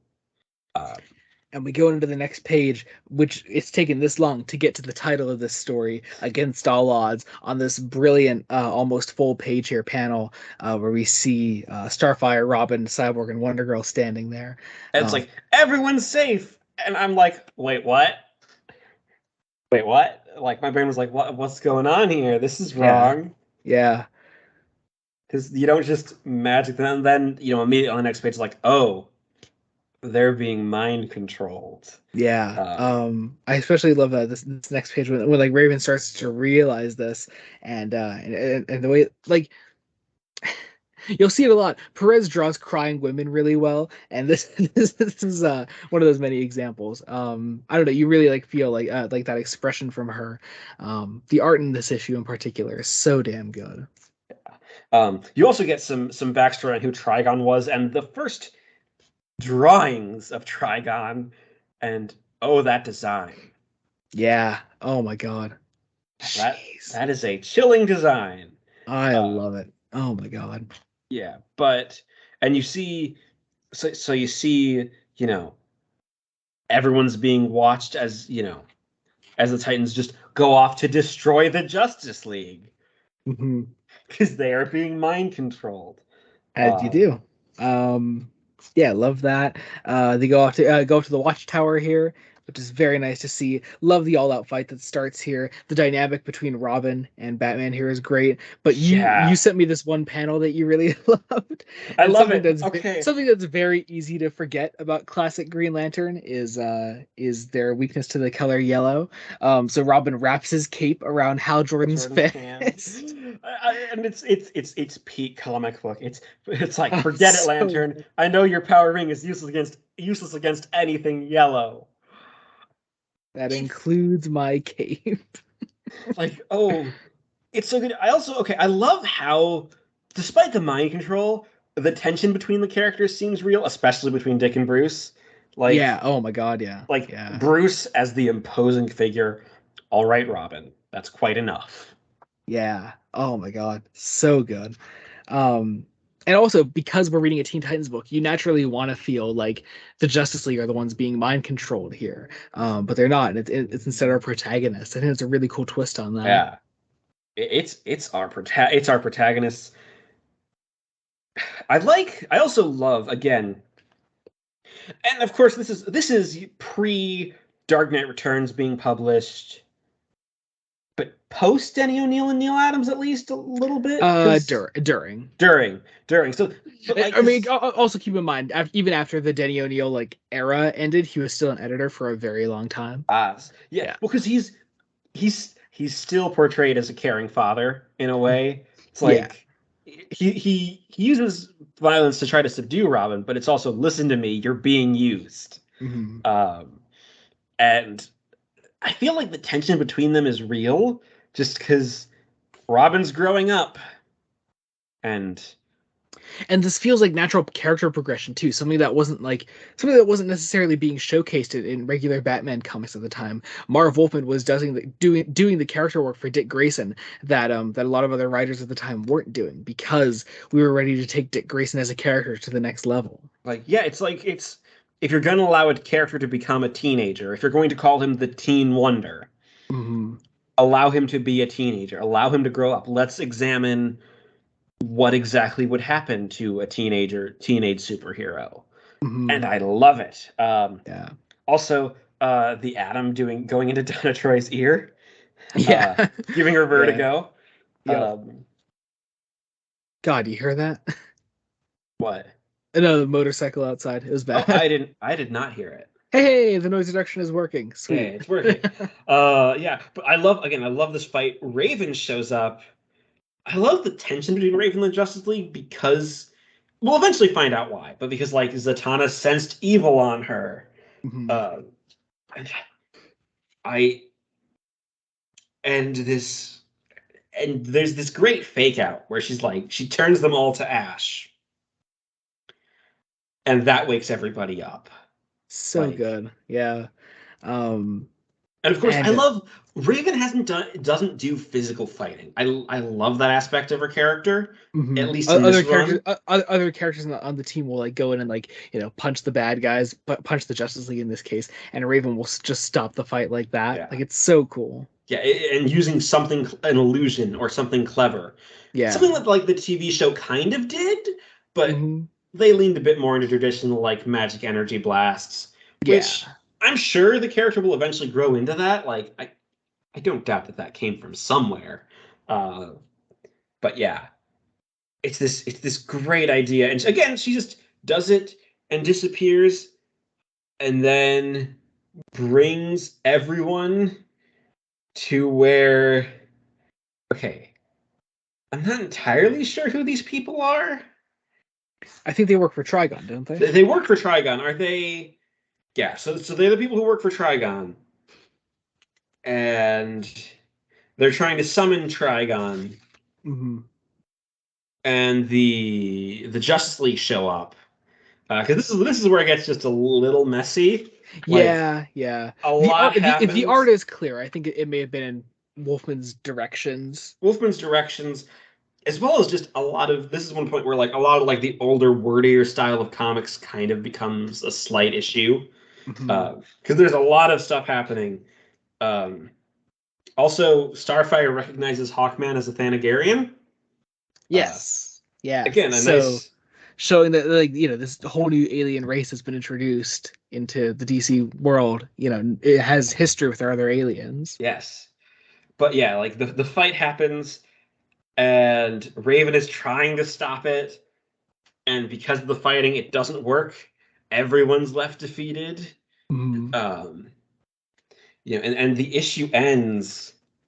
Uh, One, I love this bottom panel on 125. Yeah, I Uh, see it. Oh my God, yeah. yeah, that was used as like the title page, I think, for the volume, um, or like one of the title pages, like the two page, or Yes. yeah, or no, the Yeah, there. copyright page and Yeah, the copyright contents page. page. Okay, Yeah. I knew it was used early on. It's this volume is gorgeous, especially for a paperback. Let's be honest, Oh yeah, like definitely. so much art. They did not have to do the introduction, but I'm so glad that they've done it. Oh, the introduction Uh, is so good. yeah, but yeah, it's like it's this idea. It's like the Justice League might have actually blown it. Uh, Trigon is free. It's implied that Bruce actually believes Dick. hmm Uh, is slightly skeptical, but believes it. Which again, I really like that aspect, hmm uh, especially since you know we we then end basically on Trigon is coming next hmm issue. Trigon lives. Yeah, we also know that uh we also find out here that Raven used her powers to force Wally to love her, to believe everything that she said. This causes a lot of the team to turn on Raven immediately, and Kind of she on tries each to warn other. them. Yeah, and she tries to like plead with them one last time, to believe her because Trigon is coming. And here we are. This leads into New Teen Titans number 5. Probably one of the weaker covers of the collection, I'd say. Yeah. Well, also this is the one issue. Yeah, I think it's the one issue not drawn by Perez. Yes, this It is is Kurt Swan Kurt on Swan. guest penciling, and it's not bad. It's not It, bad. It's it's just it's clearly different. yeah. It's just not Perez. Yeah, Like I think the first huge indicator here is that Starfire's hair is not massive. oh yeah, her hair looks a lot smaller. Yeah, it does. It's very Um, small. but yeah, it's this. We open with this basically the recap. Um, and now we have Raven and Trigon speaking with one another directly. Uh, you know, Do they and establish here that Trigon's her father, or have they done? No, they haven't done that they already. haven't done that yet, but it's getting closer to implying it. Yeah. It's like, to me, listen to me, now as always, we are enemies, and I swear I shall find a way to defeat you, even if I must die to see that you never kill again. Um, and it's such a good threat. Like, Trigon's a really good threat. Oh yeah. Um, Yeah. and like sort of there's like a herald creature of Trigon that's gonna be this issue's main threat. hmm Um, Attacks Raven, This is Goron, they say. Goron. Yes. With two N's. Yes. But yeah, we have again some nice character beats with um, Wally realizing, oh God, I've been forced to love a woman by who I don't even know. Um, yeah, Yeah, so there's that. We also get a slight tease as to someone standing in the halls here in the shadows. It's very clearly Silas. Like yeah, they don't it really is hide that. like it was. This is where I'm like, oh, Silas is the one who built Titan's Tower, didn't he? Yeah. It is kind of weird that we don't see a lot of Silas being a dick to Victor. So like he's already on his redemption arc from the second we meet Yeah, him. well, I think the implication is even that like he wasn't nearly as much of a dick in this version of events than in the New 52. Hmm. Like New 52, he's a dick. Here he's not a perfect father, but a good father. He cares. Um yeah. But yeah, we have this great discussion. Um and Goron attacks. Goron Uh attack. A lot of this is a big fight scene. is a Um, big fight scene. Again, the team's not working together. Yes.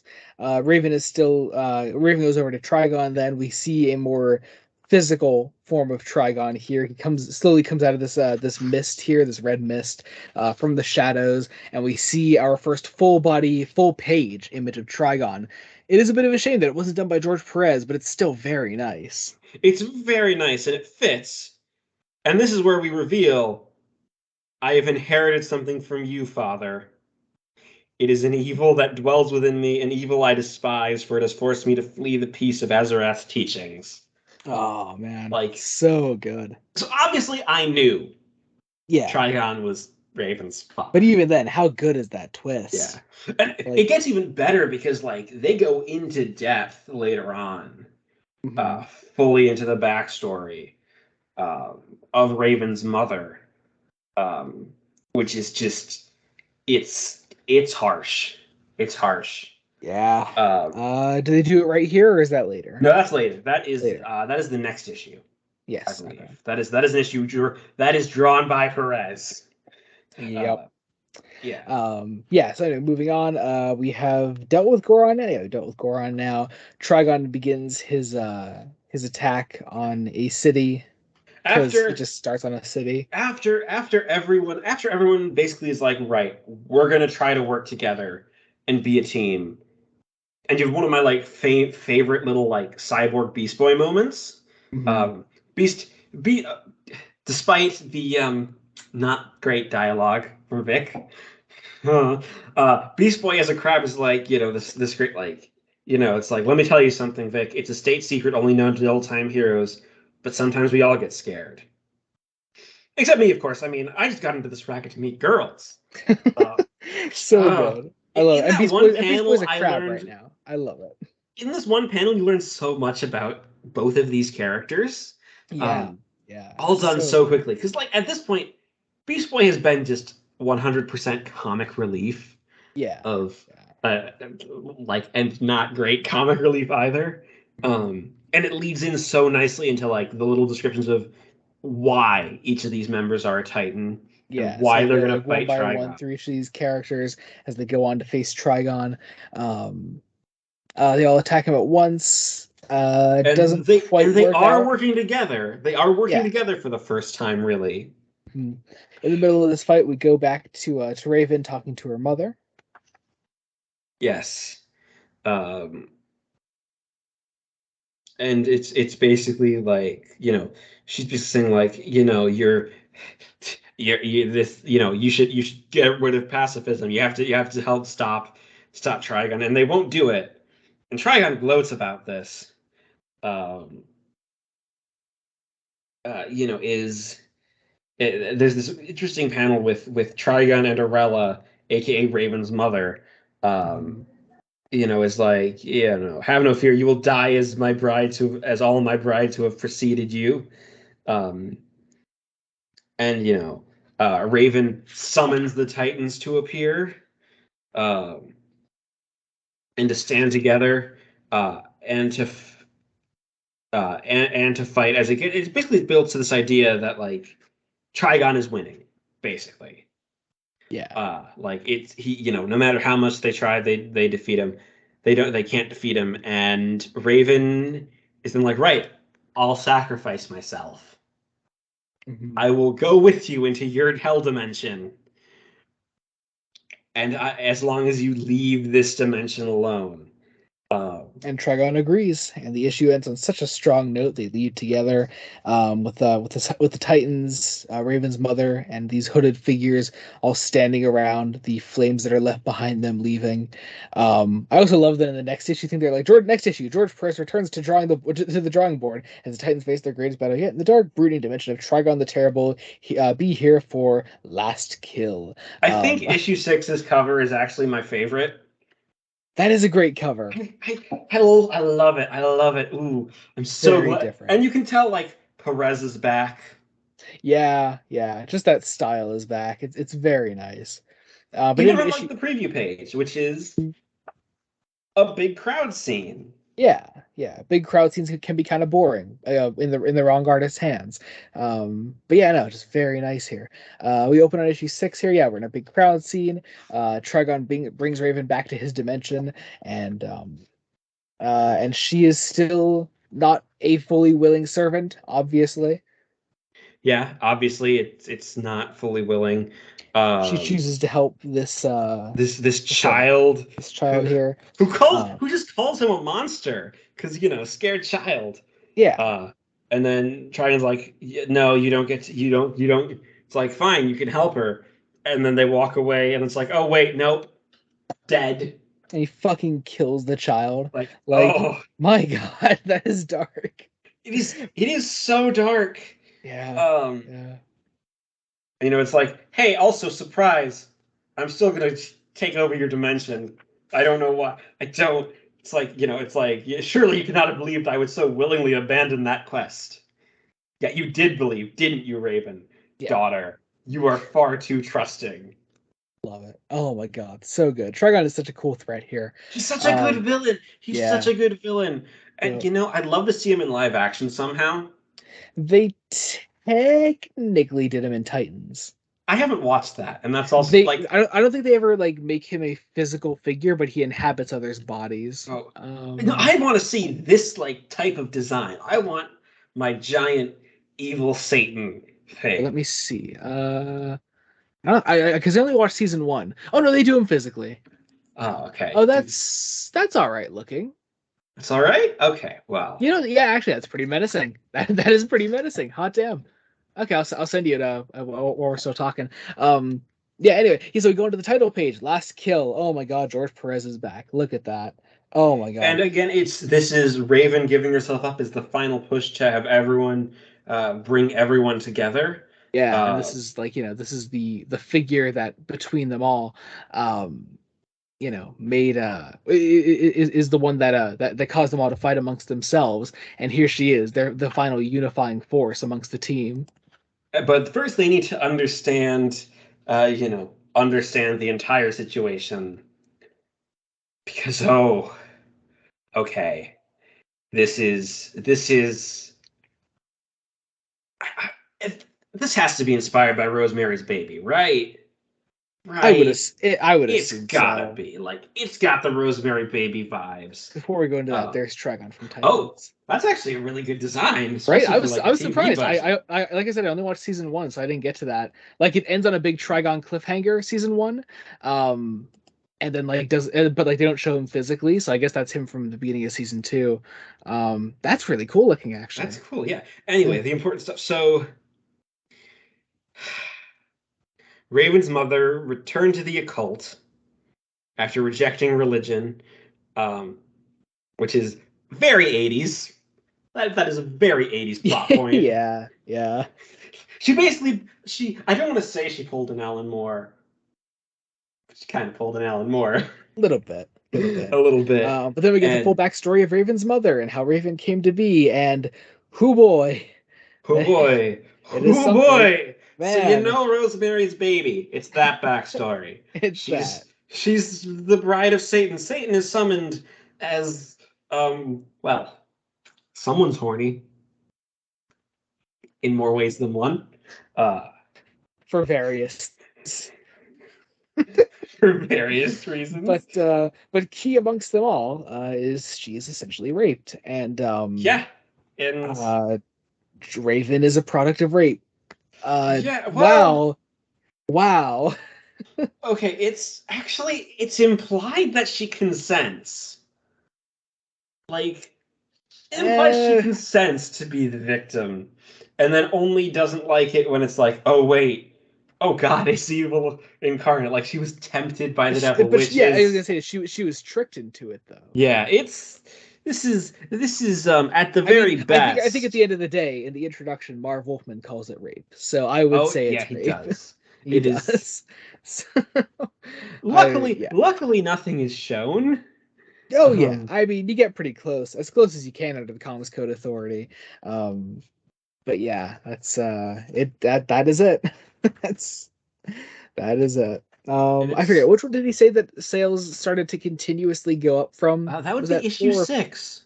four? Oh wow, huh. It would be this one, and you know I mean what? that's not of course to imply it's because of the rape. No, no, I think it's because this is where the story actually gets back on track and really starts to fire on all cylinders again. Yeah, yeah. Like, Despite it being an uncomfortable topic, like it's a profound backstory for a main character of a book at the time. yeah, Uh, yeah. Well, yeah, and every character, every original character is coming from trauma. yeah, Like, heck, most and the only character who really isn't coming from any sort of trauma is Wally West. yeah. And I would say like we sort of joke about it nowadays, that every superhero has to have a tragic backstory. But Marv Wolfman is a lot of the reason why when we create new main protagonists for superhero things, we give them ridiculously tragic backstories because it works. It's compelling. It drags people in. It's It's really really interesting. it's also kind of human. Yeah, Like, yeah. What causes us to aspire to be greater? Tragedy, to be yeah. better than those bad things that we've experienced. It's a really great And message to I have. I love this idea of Raven's mother because this is the 80s. Like, no, this would be oh, that's interesting. This would be pre Roe v. Wade when this is taking place. Ooh, ooh, So ooh, man. that adds another layer. If you're getting this far, yeah, and you're in America, you know exactly what sort of hellscape we're in because of that, Yeah, and things that are happening. Uh, I think it's safe to say that Fresh Face Comics fully supports a woman's right to choose. Um, yeah, yeah. Absolutely, absolutely, 100%. and like this is very like again 1980. Yeah, no, that would have to yeah. So she's essentially forced to have the child too, Yeah, man. Yikes. uh, which is again, and she picked up her life as best she could, but that scarred her. Like it Yeah. adds so much to why she's so devoted to pacifism, Hmm. and then why Raven is devoted to pacifism but realizes there's evil that must be fought. Hmm. Um, Now, for obvious reasons, the cartoon never touched on Raven's mother, but also it is a bit of a shame that because of that cartoon, nobody ever talks about what a compelling character her mother is. It's always like Raven and Trigon. Nobody ever talks about her mother. yeah, no, it's I think It's one of the stronger parts about Raven's backstory, I'd say. and Wolfman does such a good job of setting up like trilogy character like 3 characters and grouping them together. Hmm. Um, We even talks about that in the introduction to this, where he talks yeah, about like the triangles of characters. Everyone sort of should interact in groups of three. Even if those groups of three overlap with one another, there should still be that triangle of characters. Not necessarily love triangles, though some of them are. Just triangles of character interactions. yeah, and I think it works so well. Yeah. But yeah, uh, the first thing you get is Cyborg just like you are a terrible mother, basically. Hmm. Um, it's like she's still your kid. Um, and it just makes the Titans even more. And like the priests are like, we'll open the doorway, but like you know, you uh you have you know, you lust your lustful battle will be the undoing of you all. But it's like we don't care, still do it. You know, it's like we all like they're uniting, they're saving. I love the way like the between dimensions is portrayed as Oh that yeah. MC Escher-esque staircase. Oh yeah, yeah. Such a good spread too. Um, Again, with some great little character moments too, for like, all right, here's how our characters are feeling. All done across one very nice, like Yeah, almost and like and two. and, and, it's not like stopping the plot dead to say like here's how we're feeling at this point. We're still carrying we're still like moving things along and keeping the pace up as we delve into each of these characters' minds. It's so cool. Yeah, it's great. Um, and they almost immediately come across Trigon, Who now um, has a giant purple dog, and I giant love it. purple dog I love it. I called love everything Fang. about it. I want it. I love it. Uh, And you know they attack, uh, and then oh surprise, Raven's escaped her cell, um, and it implies she goes back to her mother, which is interesting. You know, and you know they both feel the pain because Trigon's like, right, I'm just gonna start killing people, just gonna start killing people because as you Satan, do. Say because you do, yeah, because Satan. because Yeah, Satan. yeah, because Satan. Yeah, great. We end up in a great finale here. Raven. What is this like green energy that she attacks Trigon with here? It's just like her first like real magic. Mm. Uh, And yeah, she finally starts to overcome him. Really powerful moment for her character. We Sort of start to accepting the evil inside herself that is just from her past, but still being like, I get to forge my own path, yeah, which and using it to to bring down her oppressor. I love that. So good. And then she frees the rest of her friends. All the Titans have been locked up, of course, so she frees the rest of them. She finally takes down Trigon. We finish them off together. We Wally's the one who you know, who kind of figures out everyone like he does his corkscrew thing.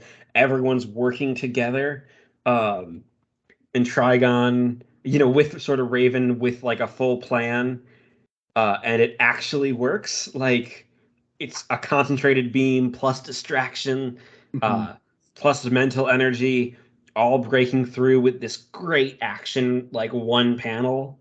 Yeah, Um, so good. so good, and everyone and then uh Raven's mother follows Trigon back into his dimension, which is locked. Um Basically because because she's also, taken a stand herself. Um Mhm. like been like, right, I just can't be passive because this is letting an evil happen. Um and Trigon is defeated. Uh but not really, because it's very clear like this is only the beginning of a war that will never see an end. So good. And So then they say next issue, Assault on Titan's Tower, it'll be it'll be good. good. They sound a little unconvinced. They, A little unconvinced. A little it's unconvinced. and Luckily, it is honest, good. it's good. It's not one of my favorite issues of the No. collection. But it keeps the Um, momentum going. Um, I love that like they just everyone just reappears in front of some picnickers. yeah, Uh, yeah. um, we do have the cover here with Doctor Light. We're bringing back the Fearsome Five, probably the weakest part of the past 6 issues. yeah, yeah, like okay. Do Yeah, do people like the Fearsome Five? probably. Do Probably. they? Do I'm they? not a huge fan. But They're the weakest link. there's some good regular villains for the Titans, I guess. I think I think they might do better with other villains. I mean, we've already seen them do better with other Other villains. villains, yeah, but like you they know, could. but obviously those are like big event villains. If Deathstroke was in every single fucking issue, that'd be pretty boring. Um, and Trigon we just dealt with.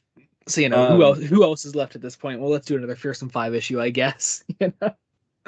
Um, yeah, so here we are, catching up with the Titans, seeing where they all are.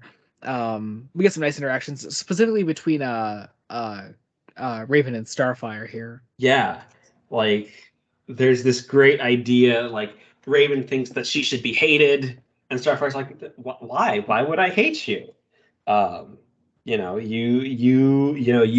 helped save me from slavery. Mhm. You're clearly trying to be a good person, and Yeah, like yeah, everyone agrees basically. yeah, Um, yeah, and this is like the point where it's like you feel like it's a team, except for Wally, because Wally is still confused because he was, um, well, he was forced to love Raven yeah. He's by still a her. bit shaken up by that, which I don't blame him. I don't blame him. Yeah, And he's the one who wanted to give up superheroing at the beginning. Uh, yeah, yeah, and then was forced back into it by a spell. yeah. So You know, he so so now he's at he a so now he's at a point like he knows he's no longer in love with Raven, and that it was all a lie. Was even the fact that he has this costume on again to begin with a lie? You know, I yeah. really like that dilemma for him. So he's gonna go off and do his own thing for a little bit, mainly the rest of this issue. Yep. Um, but we get that the Fearsome Five are going to be attacking Titan's Tower. Yes, Yes. and it. I don't know. I don't know, man. This is not the strongest Titans plot so far. It's not. It's this is a bridge. One for it's to do a couple of things. One to give us like a full. I love the full page layout of like the map of Titan's Tower. Yeah, right. We break it Like up, but also really shows you just how logically impractical this thing is. Joey, it's a building. It is a building in the shape of the T of a T. And Archit- and Architecturally, it shouldn't work. yeah, yeah. However, Just- like once you've suspended that, the fact that they have a skyjet hatch, an underground waterway, several gyms, several rooms, several meeting like rooms. of the two, like of the bar like at the top of the T, one of those sides has a fucking helicopter in it, One Jacob. of them has a rocket ship. Yeah, like It's not as far of a leap once you get over the it's already a goddamn T. Of course yeah. it has all these things. I love Uh, it though. I love it. I love it. it's It's oh yeah, it's camp. We love it. Yeah, it's stupid. It's really fun though. Yeah, I will say Corey's the one who sums up. This all seems so silly. We should be going after them. Truer words have never been spoken. Yep. Because yeah, they're attacking Titan's Tower, and a lot of this just kind of reinforces like what the last issue was all about. Yep. It's kind of a shame. Yeah. There's some fighting. Robin gets tied up. I'm kind of Uh rushing through this because I want to get to the actual like the real yeah, meat of yeah, the this. meat of this is really where it's at. It's a pretty boring fight up to this point. It's I I mean mean, it's a I shouldn't say boring. I, Doctor, I I enjoy it more than issue 3, probably because it's shorter than issue 3. I think I appreciate issue 3 for what it does for the Trigon arc. That too. Yeah. Yeah. But Yeah, anyway, but here we are. like Eventually, Dr. Light threatens Silas. He is here. Wonder Girl captures Dr. Light though. She gets him out of the way. We save Silas. Fight continues. That's about it. Um, that's about we it. They stop the eventually Fearsome Five. yeah, they stopped the Fearsome 5 basically by using sleep gas. Yep, Yep, that's how it happens. that's it. And a terrible pun from Robin. Our friend here was out like a light. Ha ha ha Well, ha. actually, okay, it's a terrible pun. The terrible puns are the best, especially with Beast Boy being like, he said it, I warned him, and he still said it. Yeah, that is really funny. And we lead I into do the like that. epilogue with Silas, with Raven telling Silas, talk to your son. Yeah, And it's we do like, finally find out here that Silas paid for Titan's Tower. That is the reason that it's here. Um, so and we get an explanation of, we get all of Cyborg's backstory here. mhm, You know, so there's this very interesting thing of the miscommunication between Silas and Victor. yeah, Uh, Silas, it's very much unlike the way Johns portrays him, is very much, I would have encouraged my son to do anything to be happy. yeah, Especially if I realized he was working with his wife and trying to shatter dimensions, and As you do. his dream became a nightmare. And okay, the implication is that this is where the preview issue happens, but that makes no sense because Well, Cyborg already exists at that point. Cyborg's already a cyborg. There, Yeah, the preview issue makes no doesn't sense. make sense. And The DC Comics Presents 26 is a fever dream, Jacob. It's yes, all good. I will say this backstory almost hit me harder. Oh I yeah. think just because like he's losing his mother. Yeah. It's hap- And because Silas is a much more innocent figure here. yeah, much more sympathetic, much more human. Yeah, but you see, if we're comparing the two big origins, which is this and the one in the Jeff Johns Justice League run, you appreciate I can appreciate like what comes from both of them. Yes, You feel for Victor in the Jeff Johns one because he doesn't have any support from his father, and his father only cares about him once he is a technological one of a kind piece of machinery. um whereas here, this is more the last desperate act of a man trying to save the little bit of family that he has left. yeah. Uh, So you feel both, I think, and both are equally valid. I don't think I really prefer one to the other. and the last 2 pages of the issue Oh my god. is just this beautiful reconciliation between the two. Yeah. And Silas um taking Silas and Victor making up, building up to Silas Stone's death. Yeah.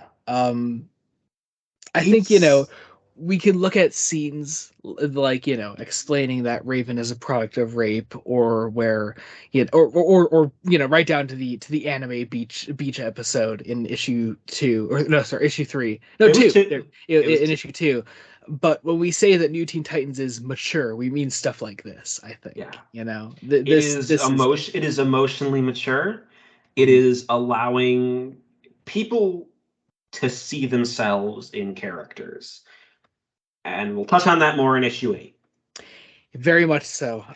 So next issue, the human drama continues as we reveal a day in Day the in the lives. lives. Uh, This is again, we're in my non-spoiler section. This is where the Sandman comparisons come because issue 8 of Sandman is very similar to this structurally and for what it does. This is the yeah, all right. The team is now a team. We have some character. Let's give them that character. yeah. We So start a with day in the lives, New Starfire. Teen Titans 8. We see Starfire. She goes over to Donna Troy's studio apartment, not apartment, but just Studio, a because studio. Donna Troy is a photographer for models, which is Yes.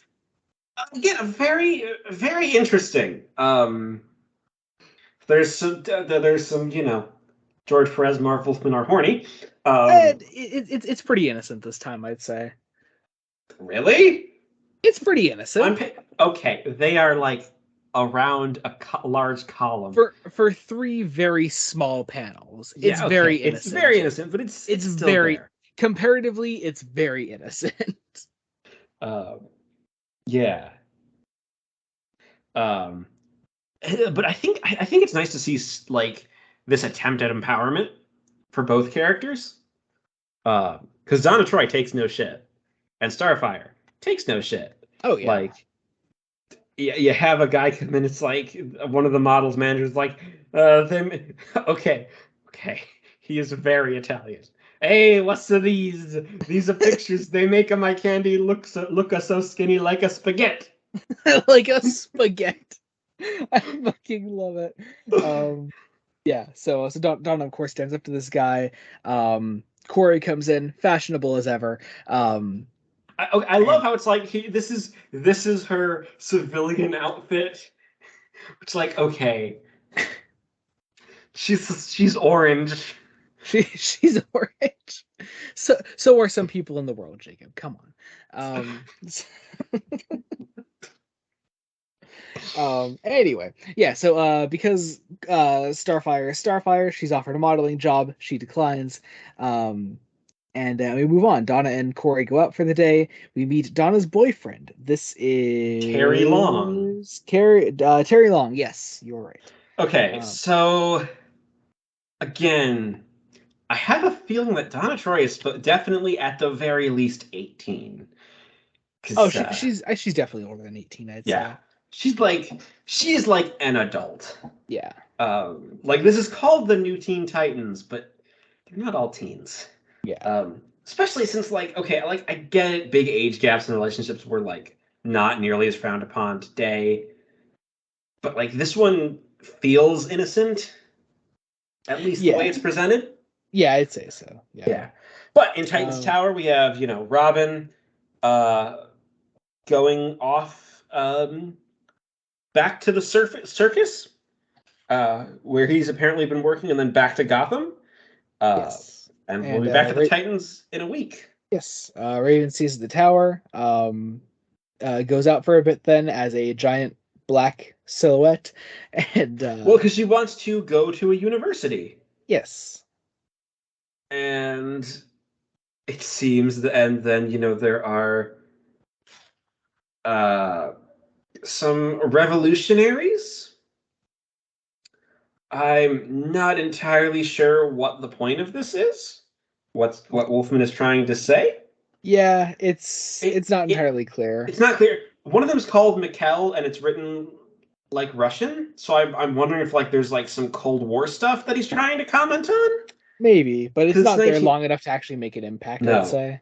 Yeah, but Raven has this nice moment of just saving people on her own with a bomb, by stopping a bomb. Um, you have what I'm we have then an interlude, which I'm sure that's like probably set up for what's coming next. In It's a weird interlude. You'll see. We'll touch on that later. I don't think even think we need to cover it here. yeah, Yeah. Yeah, brief um, interlude. Moving on, we see Vic and Gar here together, which is very nice. it's very nice. They're definitely the characters that have bonded the most, and have found sort of solace with each other throughout these last couple issues. Gar is called away on an emergency, and okay, so Gar's also like really rich, like richer than Yeah, Bruce Wayne rich, I yeah, think is yeah. the implication. Um, and Gar stops uh, a carjacking, um, and leaves Victor on his own, and he goes to his old girlfriend's place. Yes. God, just everything with Vic in this issue breaks my heart. It does. I love it. Um, Like Vic he really has just lost everything at this point, especially coming straight off the end of the last issue. Like it hurts so much, and I love it. and this is very much Wolfman's comment on the stupidity of bigotry. Yeah, Um, yeah. Obviously using an exaggerated uh ailment here. He's a literal an cyborg. exaggerated ailment and being very careful to slip it in. I don't want to say subtly because it's not subtle, No. Mm-mm. but not so much as okay. So at this point, still in American history, and an interracial relationship would still be like a relatively new thing, Mhm. and doing it like this, where it's ability versus disability, is going to be easier to slip past certain people, Yeah, yeah. and get the Um, ideas in their minds. yeah, but after we leave this, We have the best scene best scene like in this whole volume. in this Easy. volume. Yes, Just it these is. two pages alone. Um, so Vic is walking by these kids playing ball. Um, he's hitting the head with the ball and doesn't feel it because it hits like his metal size. Yeah. um, and the kid comes up. He asks for the ball back, and um, and he hands the ball over with one of his mechanical arms, and he hands it there, and the kid says, "Mister, your hand," and Vic assumes that he's gonna freak out about it. The kid goes, wow, it's real neat. I wish they gave me one like that." And you get the greatest little twist here, that the kid also has the prosthetic arm, and it's actually like like a school trip for like all kids with prosthetics Of some sort. and Yeah. disabilities like that. Like it's so fucking good. This is. So Vic goes over to play ball with them. The teacher tries to apologize. Say, no, no, no. Here are these. You know, I will be here for them. I love that. It Um, is. so much so that this got adapted into the 2003 TV show. Yeah. Like this scene, and this scene in that show was the first time I got to see someone like myself on screen, really. Mhm. Like, it is, it seems like this is why representation matters. Yeah, yeah, absolutely. For those who And don't know, Marv Wolfman was fucking saying this in 1980. yeah, Like, oh my 1980. god. Um, Sorry, go ahead. yeah, for those who don't know, I have a prosthetic eye. I am, I am literally a cyclops. Yes, Uh, we joke about it, but we Jacob joke is about it. literally It's, is literally a cyclops. it's literally a cyclops. And just it might be why Vic Stone is a character who I just connect to so much. I think even on smaller levels, though, Vic is probably the most human of a lot of these characters. But still has through exaggerated means is also an outsider. So so we have the subtext here of him having a disability, obviously on a larger scale than someone like you or many others. But also, someone that people can relate to for smaller things too. Being an outcast in such a way, and yeah, Vic has always been and one of the most relatable characters of the group because of that. he's a leap forward for non-white superheroes. Yeah. Just because what you would have had, what Luke Cage basically. Yeah, Luke Cage was a 70s character. Black Panther, I think, was already a thing at this point. So Should have been. you had a couple, but not so much as normal everyday characters. Yeah. And this is what you need. Anyway, Yeah. uh, you have Raven reflecting in her astral form, essentially on stuff, uh, you know, fighting these creatures, and eventually getting back to herself before we actually deal with Wally's damage. Um, Yeah, who we hadn't seen up to this point. First off, did you know Wally's backstory before this? um, I I didn't. I assumed it was basically the same as Barry Allen's. And it literally is. It literally is, but also his parents know. Yeah, yeah. And also you knew that he was related to Iris West, I assume. Yes, Yeah. yes.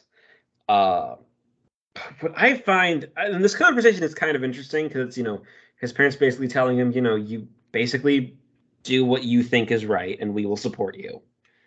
Uh, Yeah. yeah, and it's a nice scene. Um, yeah, it's a nice scene. A lot of these are nice scenes, like really nice scenes. Yeah. Honestly, this is just the best issue of the collection, Yeah, easily. Like just Wolfen and Perez like getting the opportunity to just really expand on these characters is so nice. it's so Um, good. We have one more interlude with Raven, defeating her inner demons basically, and going back literal inner demons. literal Uh, inner demons.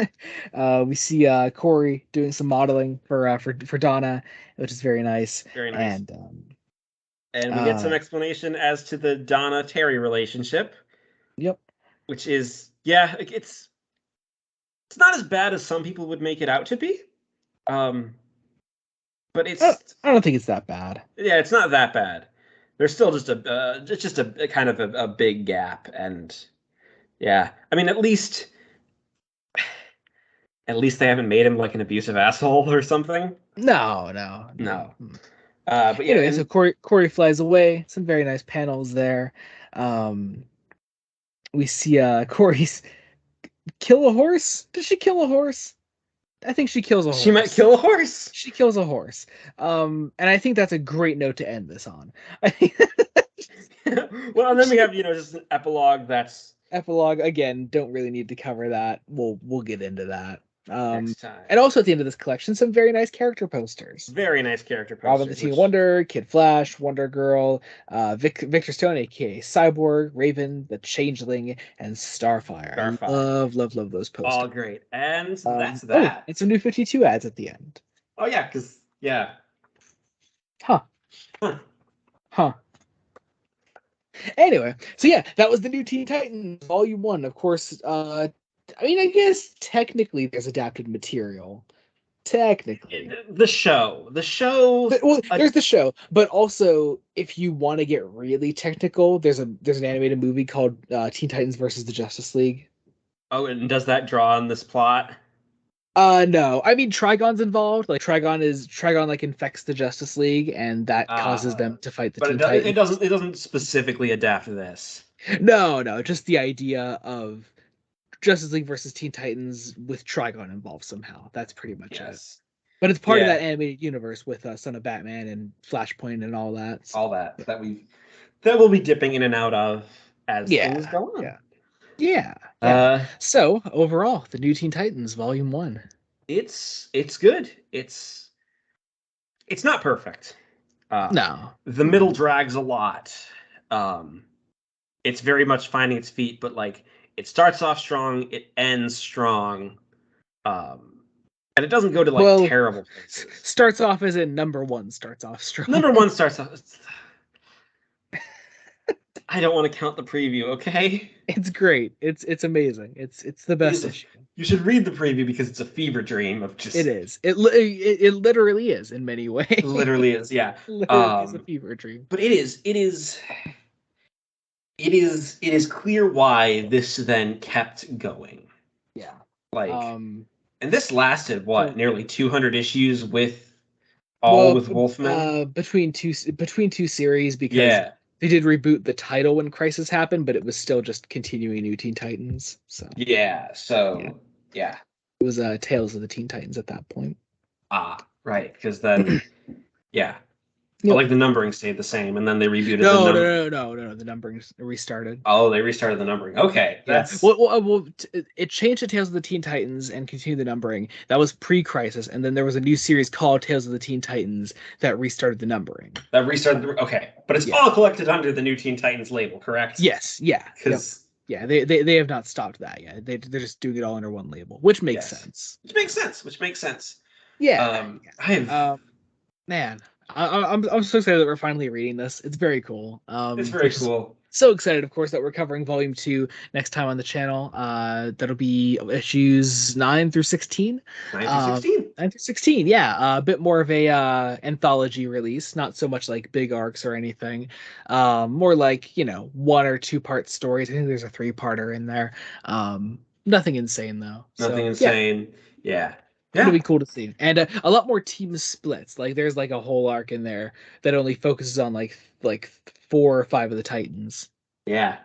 Which will be good because some of the characters don't get as much to shine. Yeah. All 7 shouldn't be in every single issue. Yeah, I mean, it's clear because like in the introduction to this one, there's this big deal about like Marvin and George. We don't want to do a team book. Mm-hmm. And then it's like here we are. Yeah, exactly. It's one of the best team books of all time. Yeah, this is defining DC. Yeah, it really is. The fact that this thing outsold everything in DC's output in the 80s eventually. Yeah, it's insane. If you can outsell Batman and Superman at the same time, you have the same fucking time. Yeah, you have something there. Yeah, definitely. So. All right. I guess on a final note, George Perez, just what is there to even say at this point? An absolute legend in the comics industry. We were talking before we started recording this episode, and I said it's almost poorly timed, but I guess fittingly timed in a way. We certainly didn't plan it this way. We had recorded the Throne of Atlantis episode, and a few days later, George Perez had passed, and the news broke, and it was felt. Yeah, it was very. I mean, this is certainly not going to be the last time we cover something of Perez on this show. Good God, no. I mean, I have think at least 10 episodes planned in the first 100. Which yes, audience. I don't think I've ever said that on the podcast. I do have like the first 100 odd episodes planned. Yeah. Yeah. So don't worry, we're good for a while. Plenty of fresh faced comics coming your way. Yes. So, yeah. Be on the lookout. Yeah. But on that note, Thank you all so much for listening. As always, leave us a rating and review wherever you're listening to us on YouTube, Spotify, Apple Podcasts, Google Podcasts, Anchor, and I think we're some other places technically. That just kind of automatically do it, which is Yeah. weird. Um, Yeah, podcast sources are weird. But yes. yeah, anyway, that's Follow us on Twitter. yes, Comment in the I am YouTube. at Jomo with three underscores. Jacob is at Newt5996. All that will be linked in the description below the YouTube video. Also on the YouTube video, I will leave the link to this volume in the description below, and the link to volume 2, our next reading, in the description below. And then with episodes 18 through 20, we have a whole new block of books starting up. So be We on the do. lookout for that. I am so unbelievably excited for it. You have no idea. You have no I idea, I, Jake. I honestly don't. You have no fucking idea. All right. I'm very Uh, excited. Thank you all so much for listening. Until next time, this has been Joey Morgan. and Jacob Licklider. Goodbye. Goodbye.